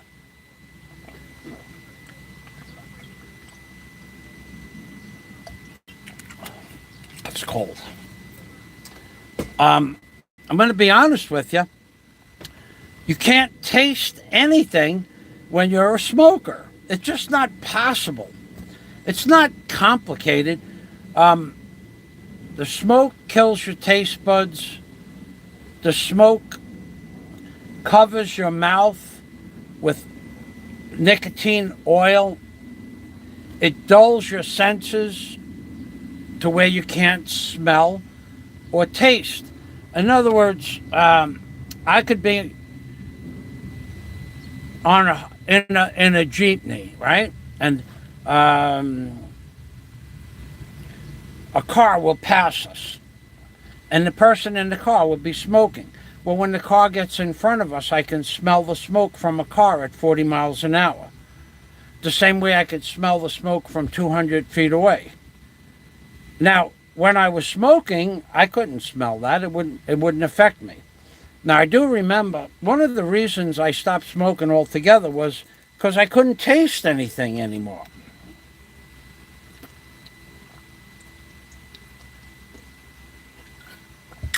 I just couldn't taste food. I was eating food and I couldn't taste it. I was having coffee and I couldn't taste the coffee. Now, I wasn't even smoking that much. I was smoking almost a pack of Winston a day. And Winston is a very strong cigarette. And I couldn't taste anything at all. Nothing could I taste. So that was one reason I quit smoking. Another reason I quit smoking is because I had the infection on my foot and it wouldn't go away. And the doctor said, if you quit smoking, it'll help the circulation in your foot and in your leg. So I did. And 8 of the 11 wounds are gone, and the other 3 are slowly going away. They're not. It'll be a long time before they go away, but they are going away. In fact, I need to take my medicine. It's 12 o'clock.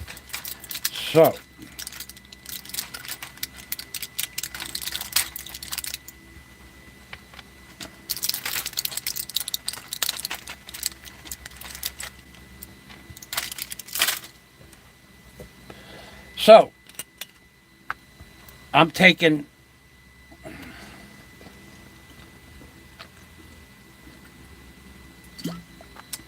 anthrax quality antibiotics. Scott Del Fuego said they give this stuff to you when you have anthrax. Cefuroxamine, 500 milligrams. Cefuroxamine and ciprofloxacin, 500 milligrams. Ciprofloxacin and cefuroxamine. And there actually is quite an improvement in my legs in the last, I've been taking this for 7 days, and I have 7 more days left. I had a 2-week regimen of this, and before that I was taking coamoxiclav and clindamycin. Clindamycin 300 milligrams twice a day, and coamoxiclav 625 twice a day. So the medicine is working. Slow, but it's a slow process. Plus, I always try to get 1 kilometer of walking or some sort of exercise in the yard or in the back every day. I try to get a little bit of exercise every day. I did my exercise this morning before I got on the phone at 7 o'clock. So I did my exercise at between 6 and 7. And it's only just a little bit of exercise to get the blood circulating. Sitting here in the chair, they would rather have me sit down and do nothing than walk around and rip the wounds apart. Because the leg is going like this and like that when I walk. So they prefer I just do nothing. And I said to the doctor, this doing nothing, you get lethargic. You got to do some kind of exercise. So I got back into an exercise routine. Plus, I'm going to be hiking that island. I'll be hiking all over. I'm going to do I'm not going to just stay on one end of the island. I'm going to hike the whole island. I'll blog the whole thing. If there's something to see there, I'll show it to you. I'll probably be there for about 4 days. But the first thing I'm going to do is go and blog the infamous blogger's house, his new house, not his old house. He gave me permission. You can come and blog my current location, but if you go anywhere else, I'm going to have you thrown off the island. So I said that to the policeman this morning when I called up the police department, and the policeman said, no, he can't do that. He can't. He's not in charge of anything here. They don't like him either. I get the impression they don't like him at all. That's what I don't know. They wouldn't say it. But basically, they told me I could go there and do whatever I want as long as I don't cause a problem. So the only problem that would be caused is if he decides that he wants to come out and give me a virtual handshake and then starts blah, blah, blah. I don't think he'll do that, though. I think he'll stay in the closet, in the bedroom closet. He won't come out. I doubt very much he'll come out. Look at it! You're not going to do anything, dude. What you're going to do is you're going to give me that virtual handshake after I blog your house. And I'm going to blog your house live. I'm going to blog it live, and I'm going to put the drone up over, and we're going to see what color the roof is and what's in the back of the property and what's on the side of the property. And I'll blog the whole thing, baby. We'll find out what's so great about your property that you need 8-foot concrete walls with broken glass bottles and 3 levels of manned barbed wire, or barbed wire made for men. Not cow wire, but man wire. He's got 3 layers of stainless steel man wire on 24-inch pipes coming out of the top of an 8-foot high concrete wall with broken glass bottles at the top. What is he protecting? He's a paranoid person. And then, there's something about the paranoia I wanted to talk about. The guy keeps saying that the mole ball guy is paranoid. And he keeps looking over his shoulder. And so what? So what? He looks over his shoulder. So he's a little paranoid. That's okay. After what happened to him, he deserves to be paranoid. But the creep, the little fella, he's building 8-foot high concrete walls with broken glass bottles cemented into the top tier and 3 layers of man wire, stainless steel man wire on top of that. I would call that paranoid. And on top of that, he's got 22, I heard 22 CCTV cameras and lights up, enough to make the outside perimeter of his property look like daylight in the middle of the night. 22 combined CCTV cameras and lights. 22. And you call the guy in mole ball paranoid? You're the one that's paranoid, dude. You're the one that's paranoid. Jake Stewart is in the house. Phosphoric acid and sugar. Combo that rots the teeth like crazy. Yeah, thanks, Jake Stewart. I know that name from Facebook. Jake. Everything is Jake now. Jake Stewart's in the house. I haven't had, man, I can't even remember. I had a glass of soda.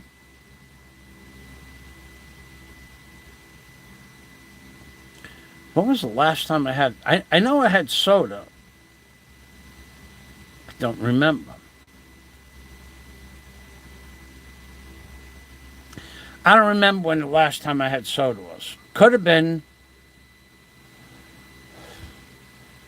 I would hate to think it was in New York when I had pizza with my brother. I know I had pizza that night and soda. I don't remember.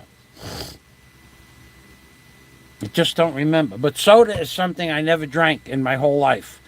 Number one, it's too expensive for not enough value, physical enjoyment, except if you were eating pizza. I think that soda, more specifically Coke and pizza, I think that is the ultimate drink for pizza, Coke and pizza.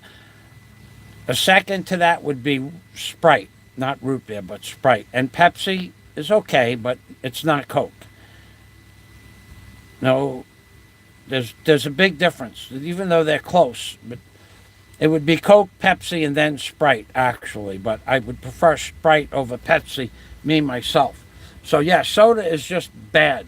It's bad. It's just, I think there's 7 teaspoons of sugar in each 12-ounce can of soda.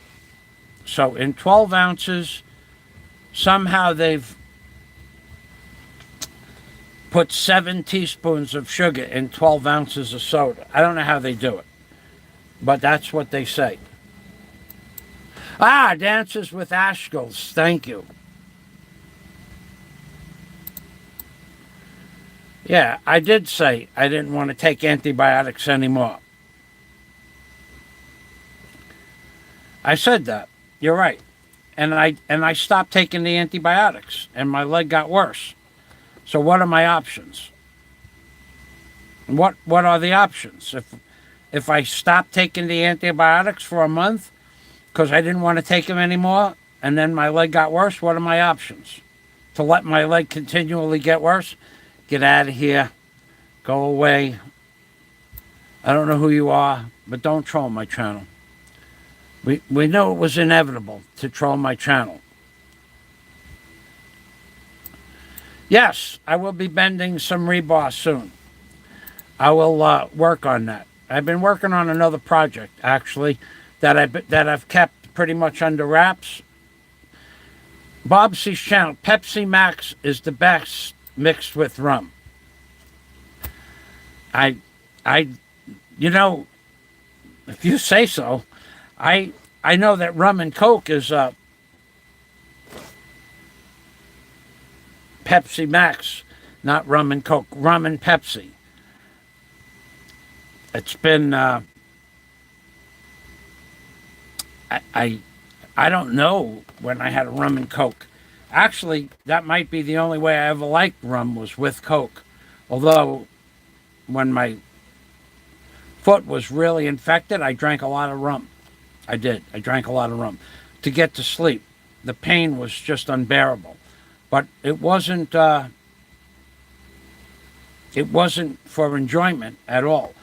And I never drank any Coke or Pepsi with the rum. I drank it straight. To get to sleep, when my foot was really infected bad, to get to sleep, I would just turn a bottle of rum upside down, drink close to half of it, just turn it upside down and drink close to half of it, put the bottle on the counter, put the cap on top of the bottle, and walk over to the bed and get in bed and go to sleep. That's how bad the pain was from my foot. They refused to give me pain medication. They gave me antibiotics, but they would not give me pain medication. That's one thing about the Philippines. When you come here,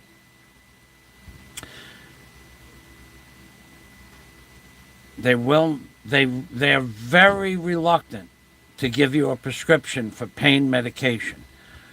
I think since I got here, they knew the wounds on my foot were open skin, 2-inch circle of no skin and raw meat. They knew when they did what is called they cleaned the wound out. I forgot the name of it. They scraped all the infectious material out of my foot. They gave me a rag to bite on, like in the movies. And I said to them, can you give me a local or something like that? No, sir. And they did that. And I asked them, the pain was big, the pain. When they cleaned out that wound on my foot, and when I got home, it was unbearable. So on the way home, I bought, like, I don't know, a case of rum. Literally, I bought a case of rum, and for that time, that the infection was really bad on my foot. Nope, they will not give you pain medication here. They will not give you pain medication. It doesn't matter. I said, look, this thing hurts a lot. Can I have a... No, they will not give it to me. I don't know what you'd have to do to have a pain medication. And they saw the pain. They saw when they cleaned it how much pain. They wouldn't give it. So I bought a case of rum, and that's how I went to sleep. Until I discovered tequila. Then I was in gear, because tequila is a lot easier to drink than a half a bottle of rum, half a bottle of tequila. You got to go with the tequila, because the tequila doesn't give you a hangover the next day so much that the rum does. But woof, there was some serious amount of pain from my foot, and also when my leg was seriously infected. I could show you pictures, but it was a terrible thing how infected my leg got. So when I stopped taking antibiotics and my leg got worse, what are my options? So you come to troll me about my leg wound by not trolling me about my leg wound, by trolling me about my leg wound. You're a piece of garbage, dude. Making fun. Well, I thought you said you didn't want to take antibiotics. So what other options are there? You're a garbage blogger. And I think somebody blocked you anyway.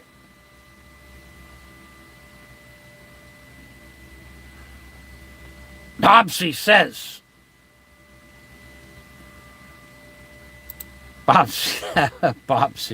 Bobsy says, buy a pig, a black pig, and visit a witch doctor. It's the only option left. LOL. That's, Bobsy, I'm going to tell you a story about Daisy. Thanks. Thanks for removing your message. About Daisy. Daisy went to a local witch doctor for a very specific reason. Nothing to do with me, but she went there. She believes to some degree that the local witch doctor, which was a woman, could help her with something. And it was a voluntary amount of money, and ended up, Daisy gave her 150 pesos. But the woman, when I said to Daisy, what did the woman do? I didn't know if it was a man or a woman, but she told me it was a woman.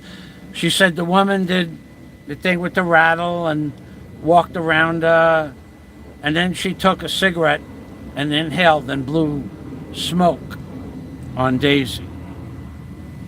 Didn't work, but she wanted to try it. So they literally still have people that think that witch doctors work, and they literally still have people that think they're witch doctors. To each their own. But I said to Daisy, my wallet's over there. Take however much money you want and give it to the witch doctor. I don't care. If you want to try it, go ahead and try it. Didn't help, but she did it. So literally there are local people, if you believe in that stuff, that you can go outside and talk to anybody. They'll tell you where the local witch doctor is. I didn't know that. I didn't know that that was possible. But Daisy walked there in about 5 minutes, so they weren't far away. I guess they're everywhere. Who knows? A black pig and a black pig.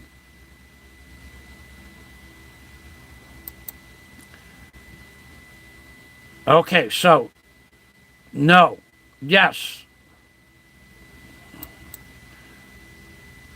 Bobsy's channel, Pepsi Max, 0 sugar. Okay. Yeah, I wouldn't drink. I've not drinking anything, any diet soda, in probably 30 years, because it has aspartame in it. And I don't drink anything with aspartame in it. I don't take artificial sugar. I don't eat anything on purpose with artificial sugar in it. Anything with aspartame. Aspartame, to me, I discovered years ago, is not good for me to eat.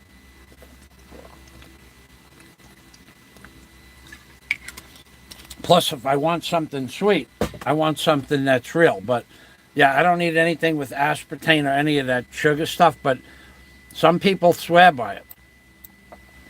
Did they give me an anti-inflammatory?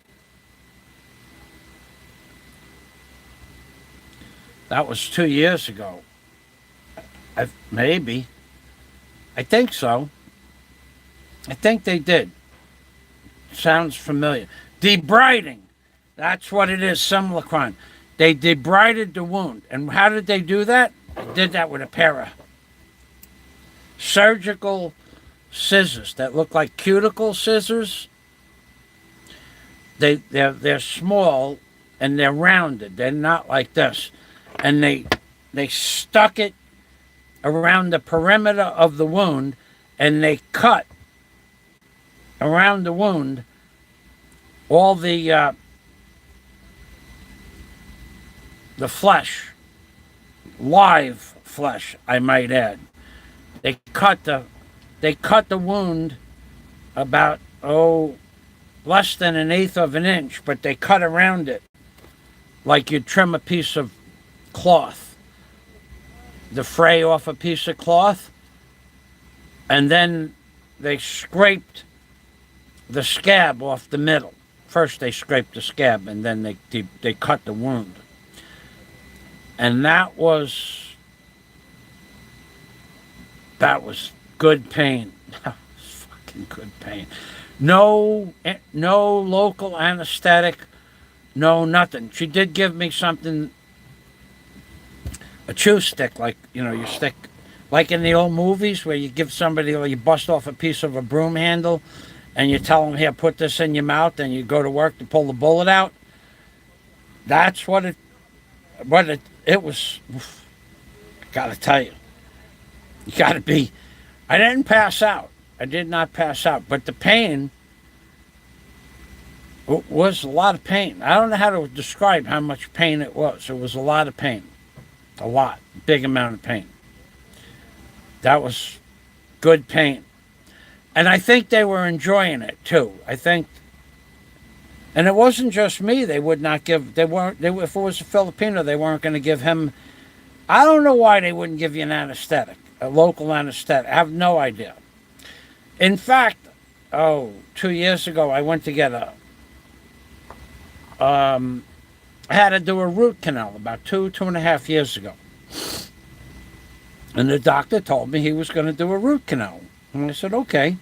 He showed me the x-rays, and he gave me the price for the crown and the root canal. And he said, sit down over there, and he started drilling. I said, what are you doing? He goes, well, I'm going to remove the rotten part of the tooth, and then I said, well, aren't you going to give me some Novocaine? Sorry, would you like Novocaine? That's extra. I said, yeah, I want Novocaine. He goes, it's 200 pesos. I said, give me a double, make it a double. So he gave me a double dose for 200 pesos is $4. He gave me $8 worth, and I was good to go. But he was going to do a root canal on me with no pain medication. Now, I don't know if it was, he was a masochistic dentist or he just does that normally. But I do remember my Uncle Jay, he was afraid of needles, so he would have root canals done without pain medication. So he told my brother and me that one day. My brother said, I'm going to try that. And he tried it. And my brother actually sat down in a dentist chair and had a root canal performed on him without pain medication. So he said, but he would only do it one time. He only wanted to see how much pain it was. And I said, that's crazy, bro. But he did that. So I believe him. I wasn't there, but I believe him. So Simulacron says debriding. Epsom salt and water. That's how my son healed up the operation scar on his buttocks from a huge boil that they operated on. Actually, I tried Epsom salts. It didn't work.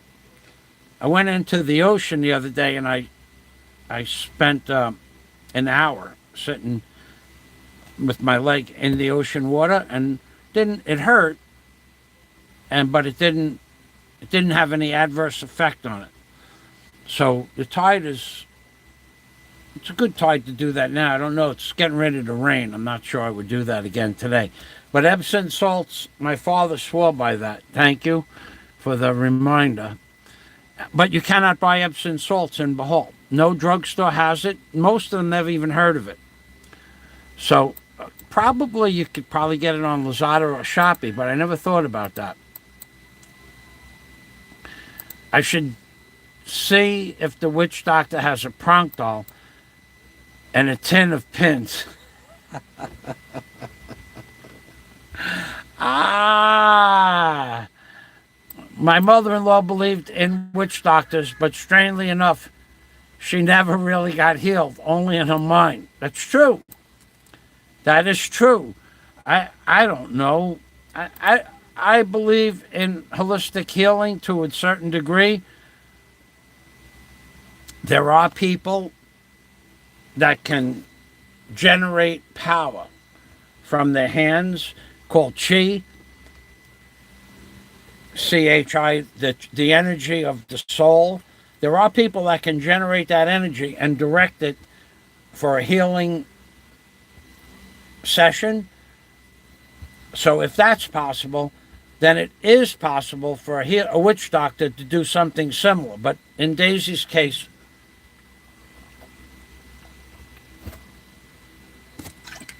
it didn't work. So, and Daisy, by the way, update, she's doing fine. She's doing wonderful. Her and I spoke this morning about when I got back from my walk. She's doing very well, thank you. In case for those of you who believe the little fella that he's somehow talking about Daisy leaving me because I smell and because of this, that, and the other thing. Dude, when I get to your island, you're going to have to repeat that if you come outside when I'm blogging. I'm going to ask you to repeat that. You will be asked to repeat some of the things that you have said. I'll just write down 3 or 4 things, and we'll see if you say it. Because I don't think you will. I don't think you'll come out. I think you'll call the police. I think that you'll cower in your bedroom. I think you'll be afraid to come out of your house because it's going to be live streamed. Now, you got to remember, if it's live streamed, you can't do anything crazy and get away with it. Remember what happened last time someone did something crazy while it was being live streamed? Just remember that and understand that when I'm standing in front of your house, it'll be live streamed. So if you come out running your gams about this, that, and the other thing, that's okay. You can say whatever you want. But anything physical, not allowed. So you won't come out. You will not come out. We both know that you won't come out. Even if the mobile blogger came to your house, you wouldn't come out. If he was blogging it, you wouldn't come out. You have a big mouth and nothing to back it up with. So nobody is afraid of you coming out of your house and starting trouble. Nobody. The only thing you'll do, and it's within your purview to do this, is you'll call the police. And that's okay. The police will come, and they're not going to stop somebody from blogging a house or a location. They're not going to do it. They've already made it clear as day. They don't care. Call them up. Call up your local police station and ask them if we had a conversation this morning. Will says, hi, Fazio. I don't know who you are, Will. I'm not up to much. I'm just doing a little blog. He'll come out and call you an MF a few times, then retreat to his house to call for help. He can call me whatever he wants.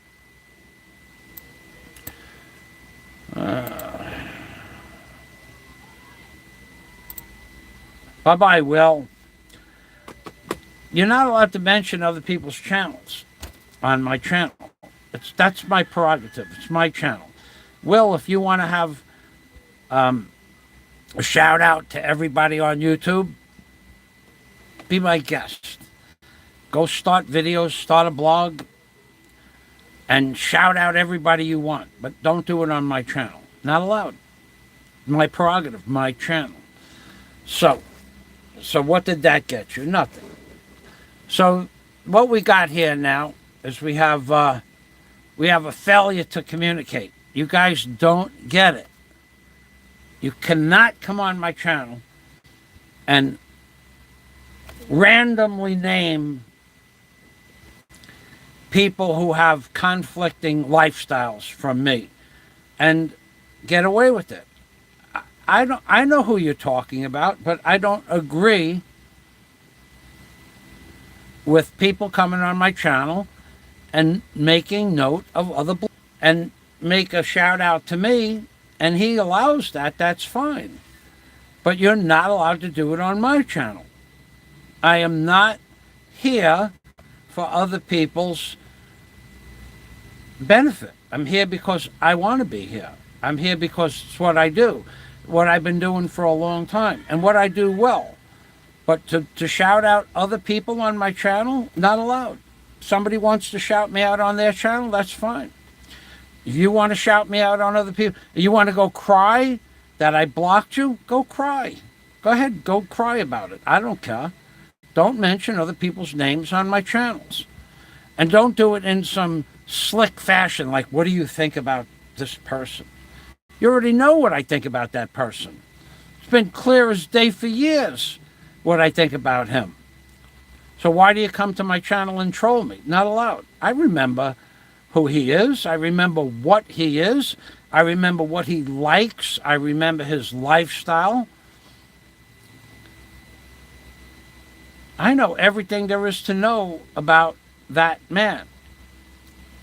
But you're not going to shout him out on my channel. Robert, Bob sees. Bob C says, the vlogger he mentioned is nothing but a drunken grub. And that is one of the reasons Bob C is correct. The biggest problem I have with the person that this fella mentioned is alcohol. You have no idea how I feel about alcoholism. None at all.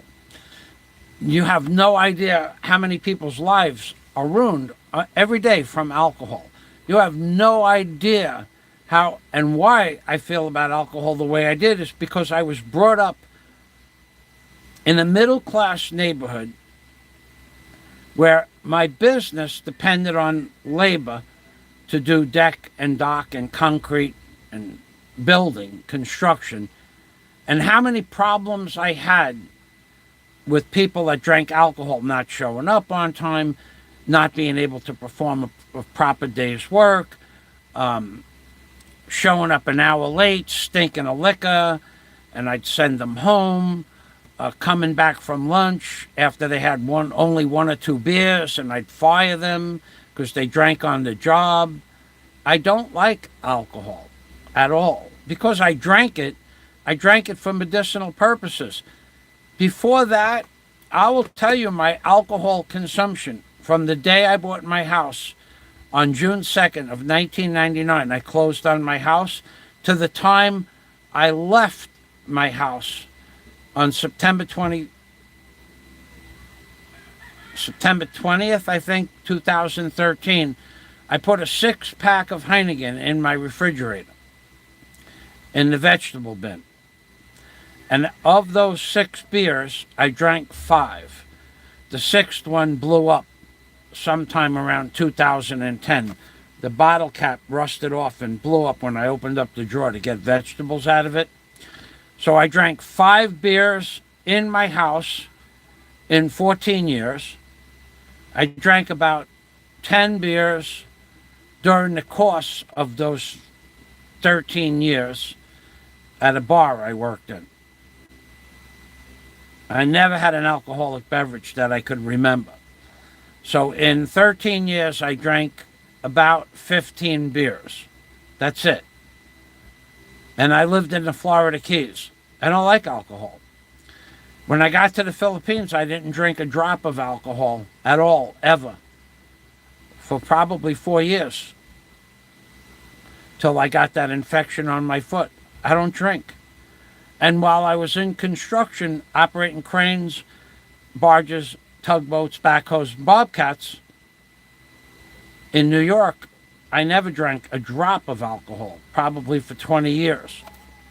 I had a beer on the 4th of July. And if I didn't have that beer, I had to wait till the next year.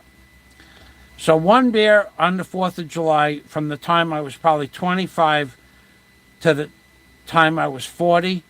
And then I bought the house, and then I had 15 more beers. That was it.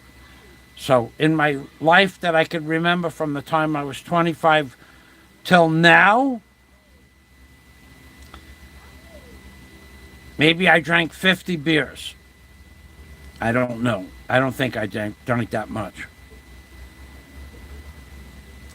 Even though I said 5 in my house and 10, 15 in the bar, that's 20. From the time I was 25, I don't remember back that far, but I just don't drink alcohol. I don't like it. I don't like alcoholics. Sorry about that, Mr. Faz. I'm a big donut to him. I won't mention him again. If you could unban, that would be great. I know you don't like other channels mentioned, but what do you think of the Jew Barker guy? Oh, Rabbi Jew Barker. He's a famous man in America. LOL.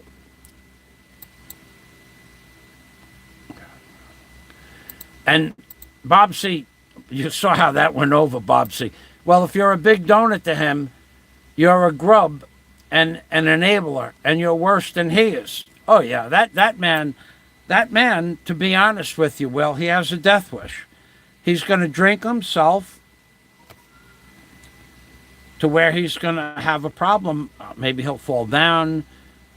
Maybe who knows? I mean, maybe he'll put himself in a position where he's not paying attention to where he is and get himself hurt in a bar or in an environment. But he hates himself. He hates himself.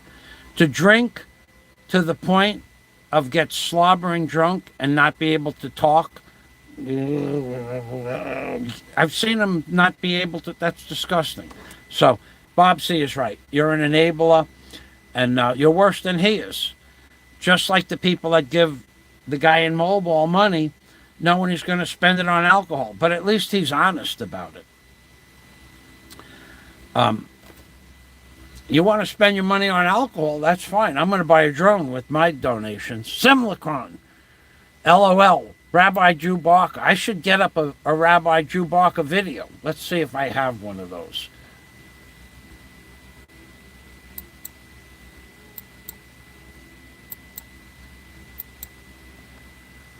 Yeah, Bobsy, you got that right. He's just trolling. He's trying to take my mind off of other things.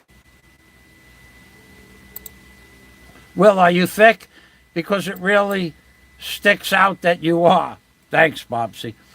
And let's find a Rabbi Jew Barker video. Let's see if we can find one of those. I think I might have to switch channels. I'm going to switch to my original Hoodwinked by an Angel channel. And we'll find a Rabbi Jew Barker video. So let's just switch right now. So Hoodwinked by an Angel. Let's go to my channel. Hoodwinked by an Angel. Secrets of the Dollar Bill. All right, so I can't post. I'm not sure if I can post. I wonder if it'll let me. It does. No, it does not. All right, hold on a minute.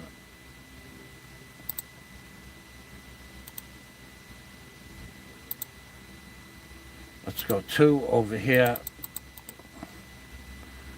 This is my other channel for those of you who want to find my Rabbi Drew Barker videos. I'm going to give you the link from my other channel. I pretty much don't post anything on there, but on that channel you'll be able to see my house in Florida and my my ocean racer that people say I never owned an ocean racer. It's on one of my top videos on that page. I'll turn this around and show it to you in a minute. I'll post that channel 3 times. Yeah, we heard the creep, the closet dweller, the bedroom brawler.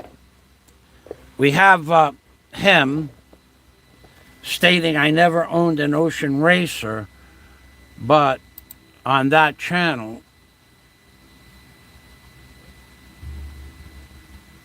where the heck is that?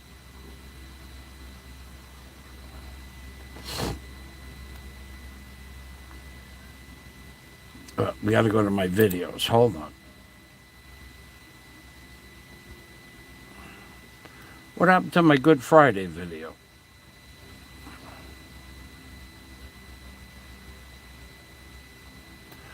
Okay, let's go here. Hold on.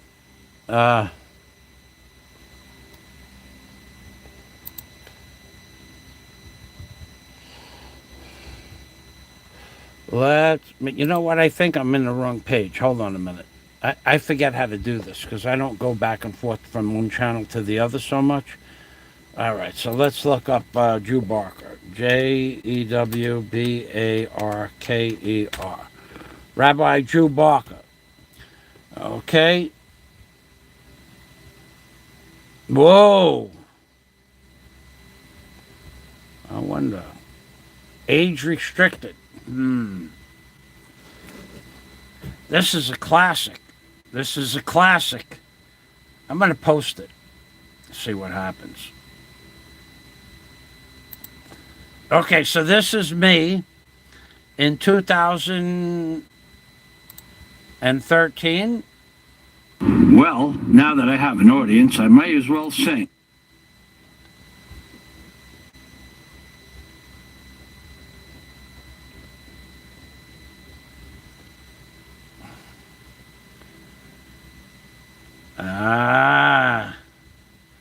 Let's see if I have to really think about this. Yeah, this is one of my favorites. Okay, let's get it on. It's a recorded video.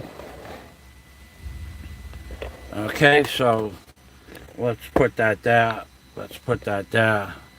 Let's put that there. Okay, this is me.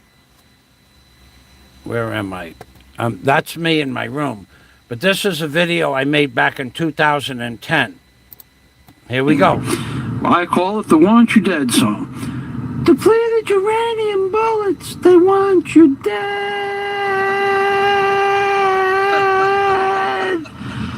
Chemtrail soup, they want you dead.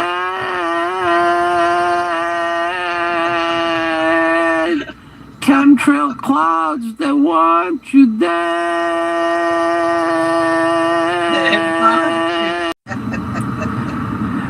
Vaccines for the children, they want you dead.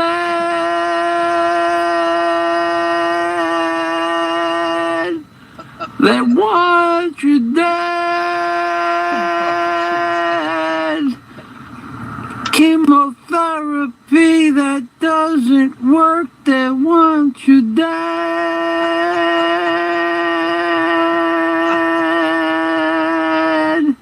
Fluoride in the toothpaste, they want you dead. GMOs in the food, they want you dead.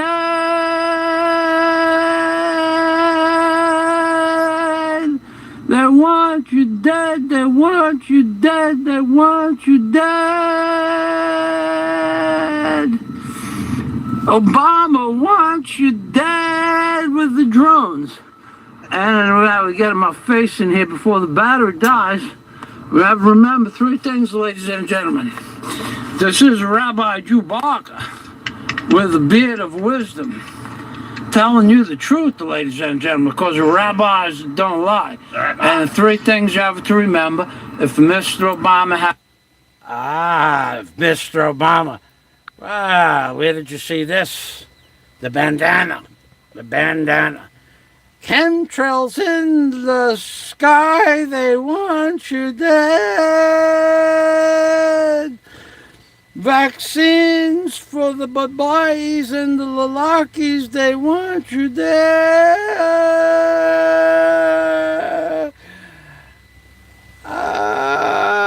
Fluoride in the toothpaste, they want you dead. The classics, baby. The classics. Rabbi Chewbacca classics. Rabbi Chewbacca was one of my greatest counter personalities or personas. One of my greatest personas, Rabbi Chewbacca. I had many in the past, but that was a video called They Want You Dead. And I went through about 12 or 13 different reasons of how they planned on controlling something, okay, similar to that of the Georgia Guidestones. And that was many hundreds of thousands of views from Rabbi Chewbacca in that series, the Rabbi Chewbacca series. It's on my other channel, Hoodwinked by an Angel, that I left a post for. Rabbi Chewbacca was one of my favorite personas. But that beard, the beard, look at that beard. Come on, man, that's disgusting. That's disgusting. You have no idea how much I hated that beard. That was the only time I ever grew a mustache or a beard in my entire life since the time I started shaving. I had a little mustache when I was about 25 for a few years, on and off. But that beard, I would cut down a coconut tree, and 2 hours later, there'd be ants still crawling around in my beard. Or different types of varmint that, like little creepy crawlers that live in the tree, because the coconuts, the chainsaw cuts I would be in the tree cutting down the branches and the coconuts and the seed pods from the coconuts, and there's all kinds of bugs in the seed pods, and it would fall into my hair and into my beard, and like 2 hours later I'd feel something crawling around in my beard, and I would have to get it out. I hated the beard, but it was something I did for a bunch of YouTube comedy called The Beard of Wisdom. So, DNC, thanks for the memories. Thanks for the memories. That was The Beard of Wisdom. So let's, now that you have my channel, let's see if I could find my Ocean Racer. If you go to my channel,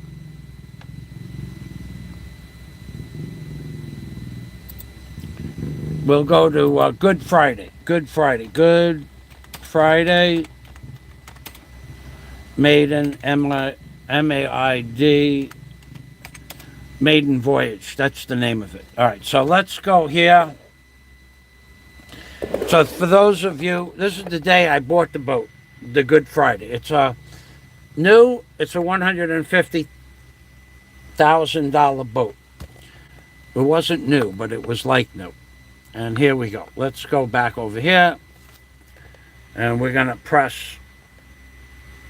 You could Google us, Good Friday, Maiden Voyage, and we want the one that's 1057 long. And let's open this up. And we'll watch the video, just to let you know that I did own an Ocean Racer. This is the day I bought the boat from George and Richard, and they were delivering the boat. So here we go. Well, today is Good Friday, the day the Lord sacrificed his life for the world. Oh, that's a nice boat. I'm taking pictures off my dock. It's pretty. Eat your heart out, little man. Little man, little man, little man, little man. Eat your heart out. That looks like George. Little man. And Richie.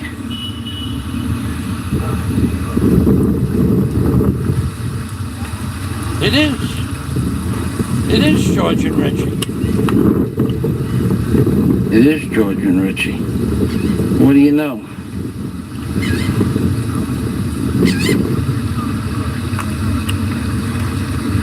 It's a nice boat. Looks like a formula. SR31. F3031 SR11. That's what that is.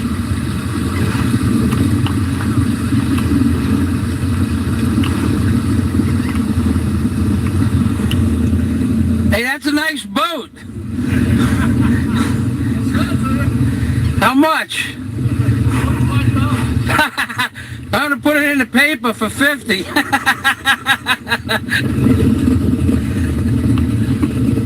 Watch that corner.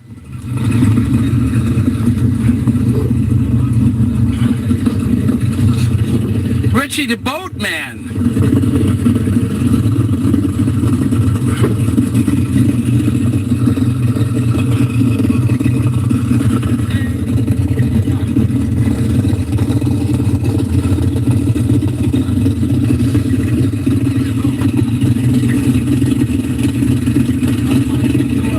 Take a ride on my new boat.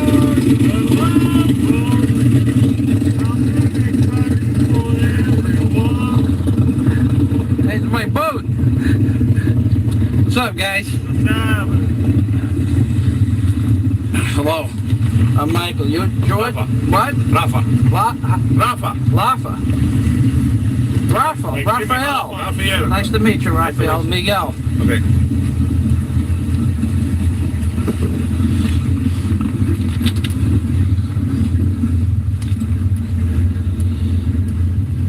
Well, you burnt up a lot of gas getting here the other day. George, that tank was almost full the other day. We went out for a ride, man. On my boat? You took my boat for a fucking ride? Look, you know, this is Yeah, for the engine hatch. horn, voltage, temperature, oil pressure,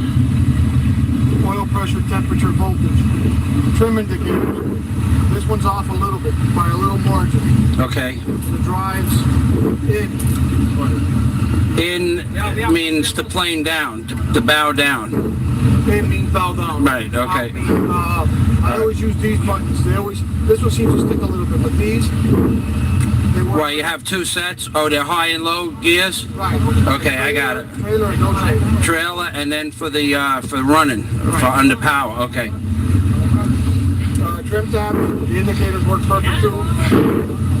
Courtesy lights, everything works in the dashboard. Okay. Anchor light, everything. This all lights up in red at night. Okay. The fucking cabin inside is fucking beautiful. Look at Richie trying to sell me a boat. You see the GPS? You see the little boat? Oh yeah. Oh, there's my boat. Hello. Hello.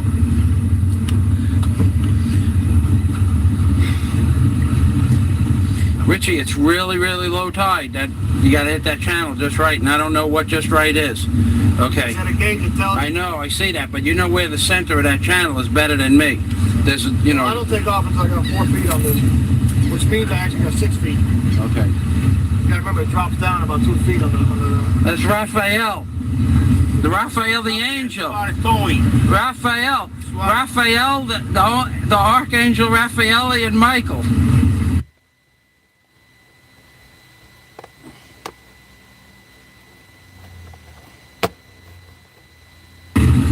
Today's Good Friday. Yes, it is. George, Richard, and Lewis. He looks like a shrewd motherfucker. Boy. He's got that cigar all the time. He's always plotting.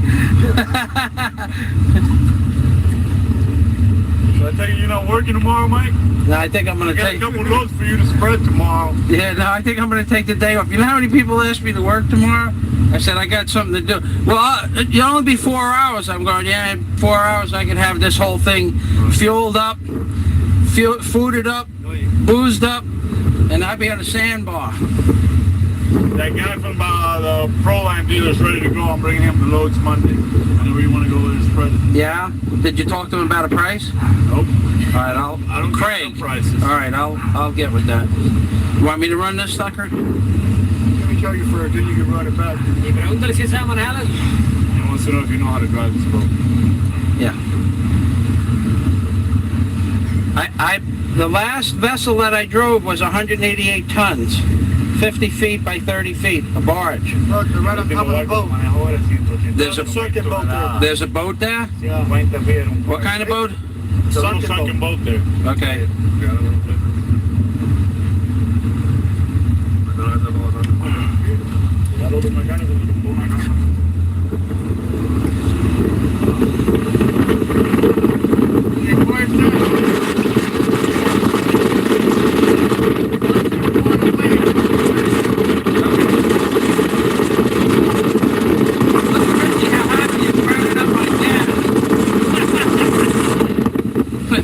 George, look how happy he is. He burnt up the rest of it. He's all fucking teeth.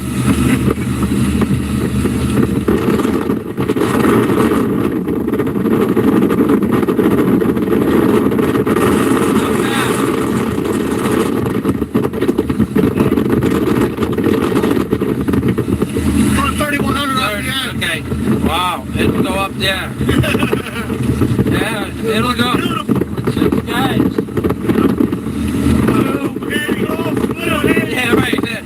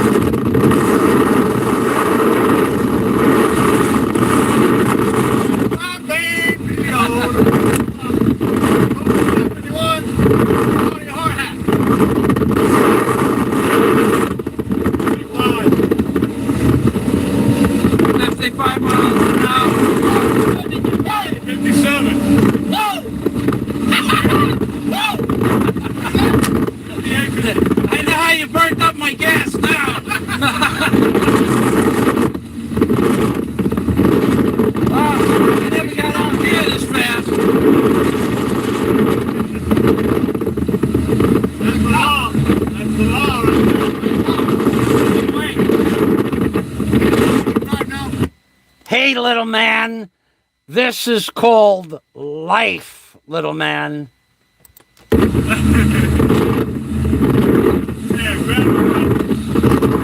How you do this? What do you touch? It's on. Just hold it. Yeah. There's Maggio. I'm trying to come up. There's the pilot. Alright. There's Mike. I'm gonna give it a little pop. See what it did? There we go. What is it saying? Go. Careful, there's a little marker out here. A small one over there.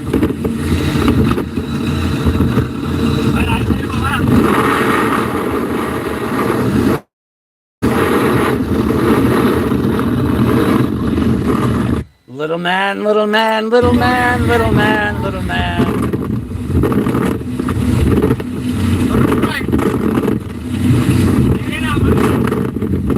Stay on the outside of Rodriguez. Low water. Yeah, cruise it easy, Like a 33,000, nice speed, 3,000, 3,500. Don't cruise it that hard. You gotta remember, you got your engines down. Go in, press the 2 in buttons. Drop the bow. There you go. There you go. There you go. Hey, no more bouncing.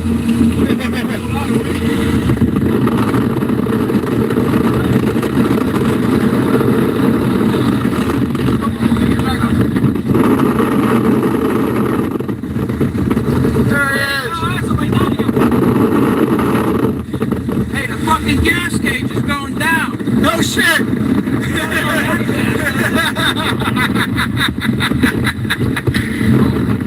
Hey, let's look at this.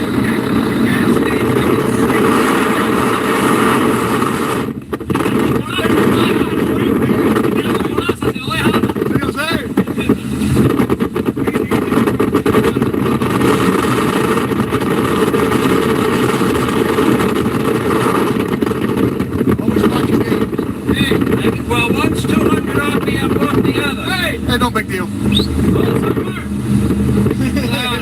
in love? It's empty now. It's cool when you build the road. You know about?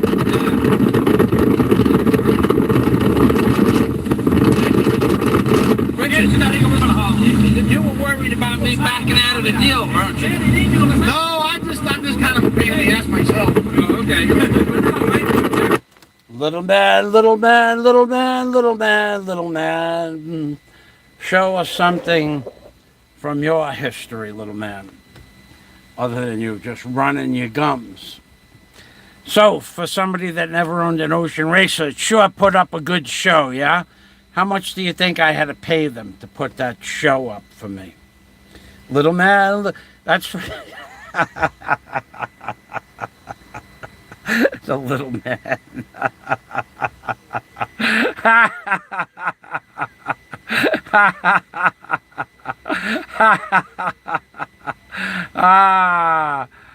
I wish I still had that boat, but I sure wouldn't want to pay for gas. That boat used, at that speed, 1.5 gallons per mile. At that speed, at 55, 57 miles an hour. 1.5 gallons per mile. 1.5 gallons per mile, not per hour. So in 1 hour, I would use 90 gallons of fuel. So that would be, in today's world, 9 times 7, $630 an hour for fuel. At that time, gas was almost $5 a gallon on the water. So it cost me $500 a day for fuel for that boat. But it was worth every penny of it.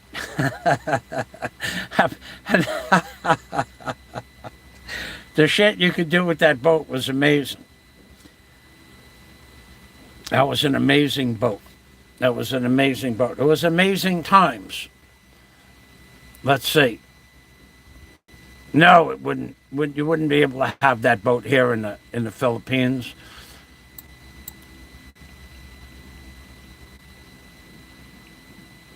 Flat Earth Society, you're a legend in our community, Sir Michael. Thank you. Oh, I used to do the Flat Earth videos too. Thank you very much, Flat Earth Society. Thank you. So, yeah, that boat, I could give you the specs on that boat like it was yesterday. The boat was $143,000 new. I bought it from a guy, that man Richie, who bought it from a man in Ohio, who was pretty much some wealthy dude on one of the lakes. I forgot what lake it was.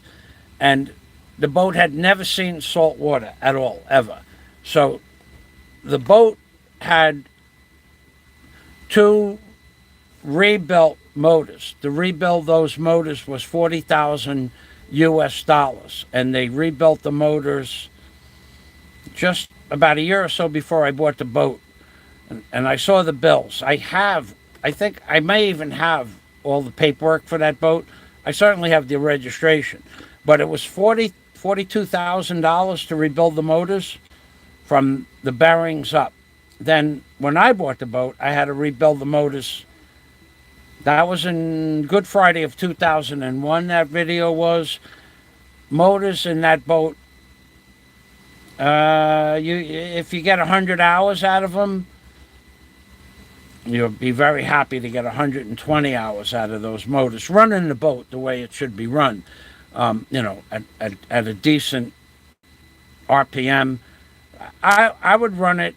I never ran it up past 50 miles an hour, unless I was by myself and I just felt like tooling around. But most of the time I kept it at about 50 miles an hour. And at 50 miles per hour, you got a gallon per mile. So you could go 50 miles on 50 gallons of gas. There were twin 454s. Each 454 had 365 horsepower, naturally aspirated, 2 Harley 500 carburetors, or a Harley 1000 4-barrel carburetor, with marine manifolds and marine water pumps, of course, naturally, and it had a raw water intake for salt water, so you had to flush the engines out every time you used the boat. But either way, you never got more than 120 hours. So I rebuilt the motors in 2003 or 4, and then I had to rebuild them again in 2006. But I used the boat. The boat was parked right behind the house. I might have used the boat once a week during the summer, sometimes twice a week. You got to remember, it was $500 a day for fuel. And things were good then. I had the backhoe service and the Bobcat service, but even to use it that much was quite an expensive project. If I had it to do over again, I would have bought a jet ski instead of that boat. Or the most elaborate jet ski at the time might have been $18,000. I don't think I would ever buy another ocean racer. Well, now I wouldn't because of gas. But if looking back, I spent a lot of money and time on that boat, rebuilding motors and stuff like that, and maintenance and polishing the boat, and those silly little things inside the boat, like to put a good stereo system in. The components for a quality stereo that I eventually put in there was $1,800 for the stereo parts. I put the stereo in, and then I had to put a D8 battery in to run the stereo and amplifier. Otherwise, if I ran it off the boat batteries for an hour, it would kill the batteries. The stereo system, I had 12-inch woofers, 4 of them. I don't know how many 8-inch subwoofers and tweeters. It was, I don't know, I forgot the wattage on it, but it was, it would kill a fully charged 8D battery in 2 hours. It would kill the battery. So if I ran it off the boat batteries, it would kill the batteries in about an hour and a half. I wouldn't be able to start the motors. So it cost about $3,000 to put the stereo system in that boat. Not $1,800 in stereo equipment, another $200 for the battery, $2,000, another several $100 for the wire, and it took 5 days to put the stereo in the boat. But it was a beautiful boat. You see, it's a beautiful boat. And, you know, it was just something that you do. You know, like when you have liquid cash, you spend it. That's what cash is for.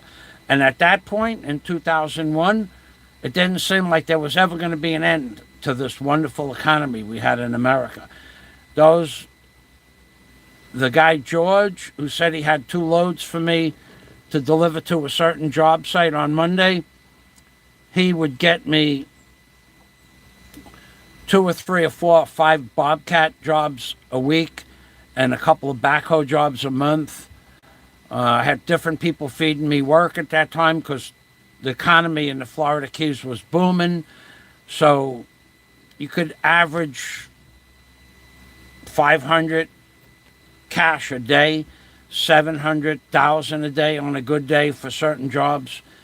I had a tree removal. I had a tree arbor service, arboring, where I trimmed trees. I had a Bobcat, and I had a backhoe, and I had a dump truck. So I sold rock, or ordered the rock through George and sold rock through him. And I had a backhoe where I could do tree removal. and or landscaping with the backhoe. Actually, I actually had a really nice backhoe. I had a 428B, as in Bravo, 428B Caterpillar backhoe with 96 horsepower, the big engine, vertical stabilators with a slide boom on the back. It was a $176,000 machine, new, $176,000, and I bought it new used. It had about 150 hours on the machine when I bought it. And then I had a CL30. No, CL30. What was the? Yeah, I think it was a CL30 Bobcat made by a major manufacturing corporation, Ford, I think it was. CL30 Bobcat, 1967 or 66 model. Pretty sure it was a CL30. It had no marking on it. Someone just said what it was, and I went with that. That ran like a clock for 12 years. And then when it died, I threw it out because it just wasn't worth fixing anymore. So I had a good business in the Florida Keys. Made a lot of money, and notwithstanding what you've heard, that was my Ocean Racer. It was registered to me. I did buy it on that day. And then I sold it for next to nothing. $5,000 with everything. The props, the boat, the tarp, the canopy. I had blown one of the motors completely apart. There was nothing left to the motor. It just blew up. And then the other motor ran, but it needed to be refurbished. So there were no motors in the boat. And I hadn't used the boat for a year. And it just had no value in 2013. The economy, we were coming off the 2009 economy crunch. It had no value. No one had money to spend on a boat. So I sold it to a man who knew that hull, that 1988 Formula hull for the SR311, the SR311 hull, was one of the best, strongest, well-made hulls that Formula ever produced. And of course, I kept the boat covered. Those seats that you saw in the video, each seat was $5,000 US to replace. But there was nothing wrong with the seats. The windshield alone for the boat, I could have sold the windshield for $5,000. But I didn't sell it separate. I kept the boat together. I could have scrapped it out for parts, selling the seat and the thing, and then I would have had a hull in back of my house unsellable. So I sold the whole kit and caboodle for about $5,000. And some guy picked it up, had the drives off it. The drives were blown. The seals in both drives were garbage. They were blown. They were leaking salt water. So I got $5,000. I had the boat running for about 9 years. I had my fun. So not everybody can say they had that kind of fun. It was fun. It was a lot. Life was good. Life was good. So when you hear the little fella saying, never owned it, I did own a boat, little fella. Little man, little man, little man, little man, little man, little man. The little man, the funny thing about the little man is he's never even shown you a picture of a car that he's owned. Nothing. There's no proof. He stands in front of a car and says, oh, I used to own it. We don't know that you used to own the car. For $1,000, I'll go into Cargo Cantu and get the registration for that boat and show it to you. How's that, little man?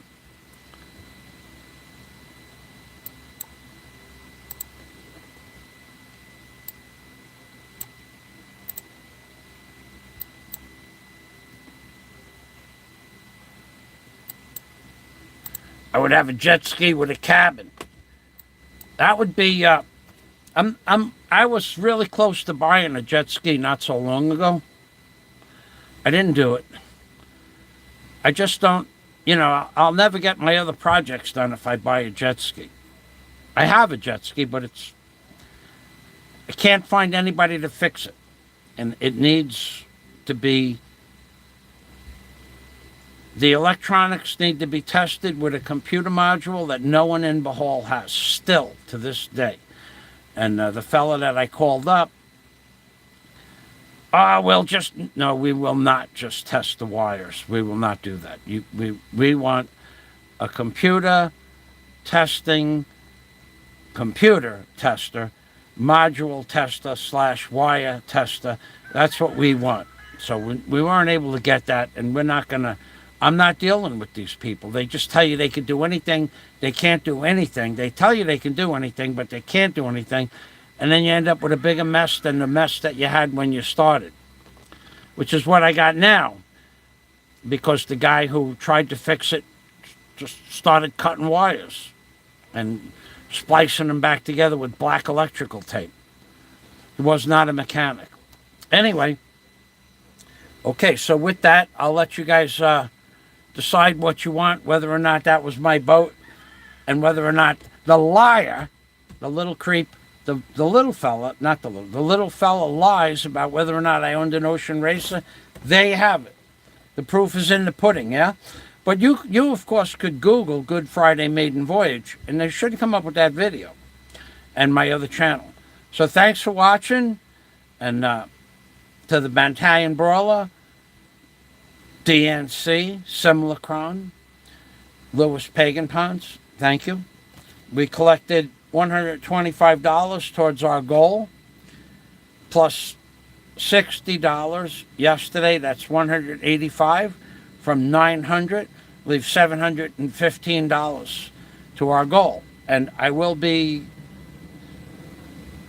looking for the drone today, my next project. I'm going to find a drone. I'm going to order a drone. I know it's a matter of a few more weeks, and I'll have the money that I wish to collect to go to that distant, far-off, famous island in the Philippines to go blog it. Just a few more weeks, little man, and we'll be looking for that virtual handshake. Go ahead and make all the Daisy May videos you want. Go ahead and make all the Fat Man videos you want. Go ahead and make all the Mushroom Man videos you want. Because when I get to your house, I'm going to ask you to repeat that stuff when I get there. And you'll have a choice. Are you feeling spunky, little man? And I might say something like that, which you'll back down like the little man that you are, which of course is okay. No violence intended. The police don't care. Go call up the local police department and ask them if I spoke with one of the officers this morning on your island. And they'll tell you, yes, we had an inquiry. And if they tell you no, then what can I say? If they don't want to reveal that information, because I told them I'm coming. And they said, we have no problem, little man. They don't like you. I get the impression they don't like you at all. So thanks for watching my videos, everybody. Have a nice day. This is Michael Fazio in the Philippines saying Amping Permi. I'll be getting that drone. I'll be ordering that drone today sometime. And I don't know that I want to have a conversation with Daisy and make it public about what we're doing. But Daisy and I are involved in a project right now that is going to be beneficial in a lot of different ways. So you guys have a great day, and anything that you hear about Daisy May, first of all, her name should not have come out of this little creep's mouth at all. But it does come out of his mouth quite often. I will bet an additional 20,000 pesos he won't disrespect Daisy when I get to his house. I will bet, no, he might do it from the other side of his fence. But I will bet an additional 20,000 pesos that he won't be running his mouth about Daisy May when I get there. And if he does, of course, sticks and stones will break my bones, but words will never hurt me.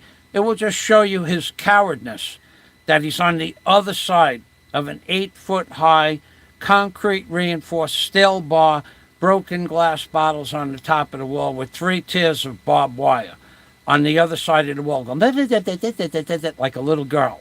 Like a little girl. That's all that he'll be able to do. He will not do it on the outside. He will not do it mano a mano, face to face. He won't do it. He thinks he would do it with the guy from Mobile. And the guy from Mobile will chew him up and spit him out. No problem. But he won't do it with me. Because he thinks in his head he could do it to the guy in Mobile.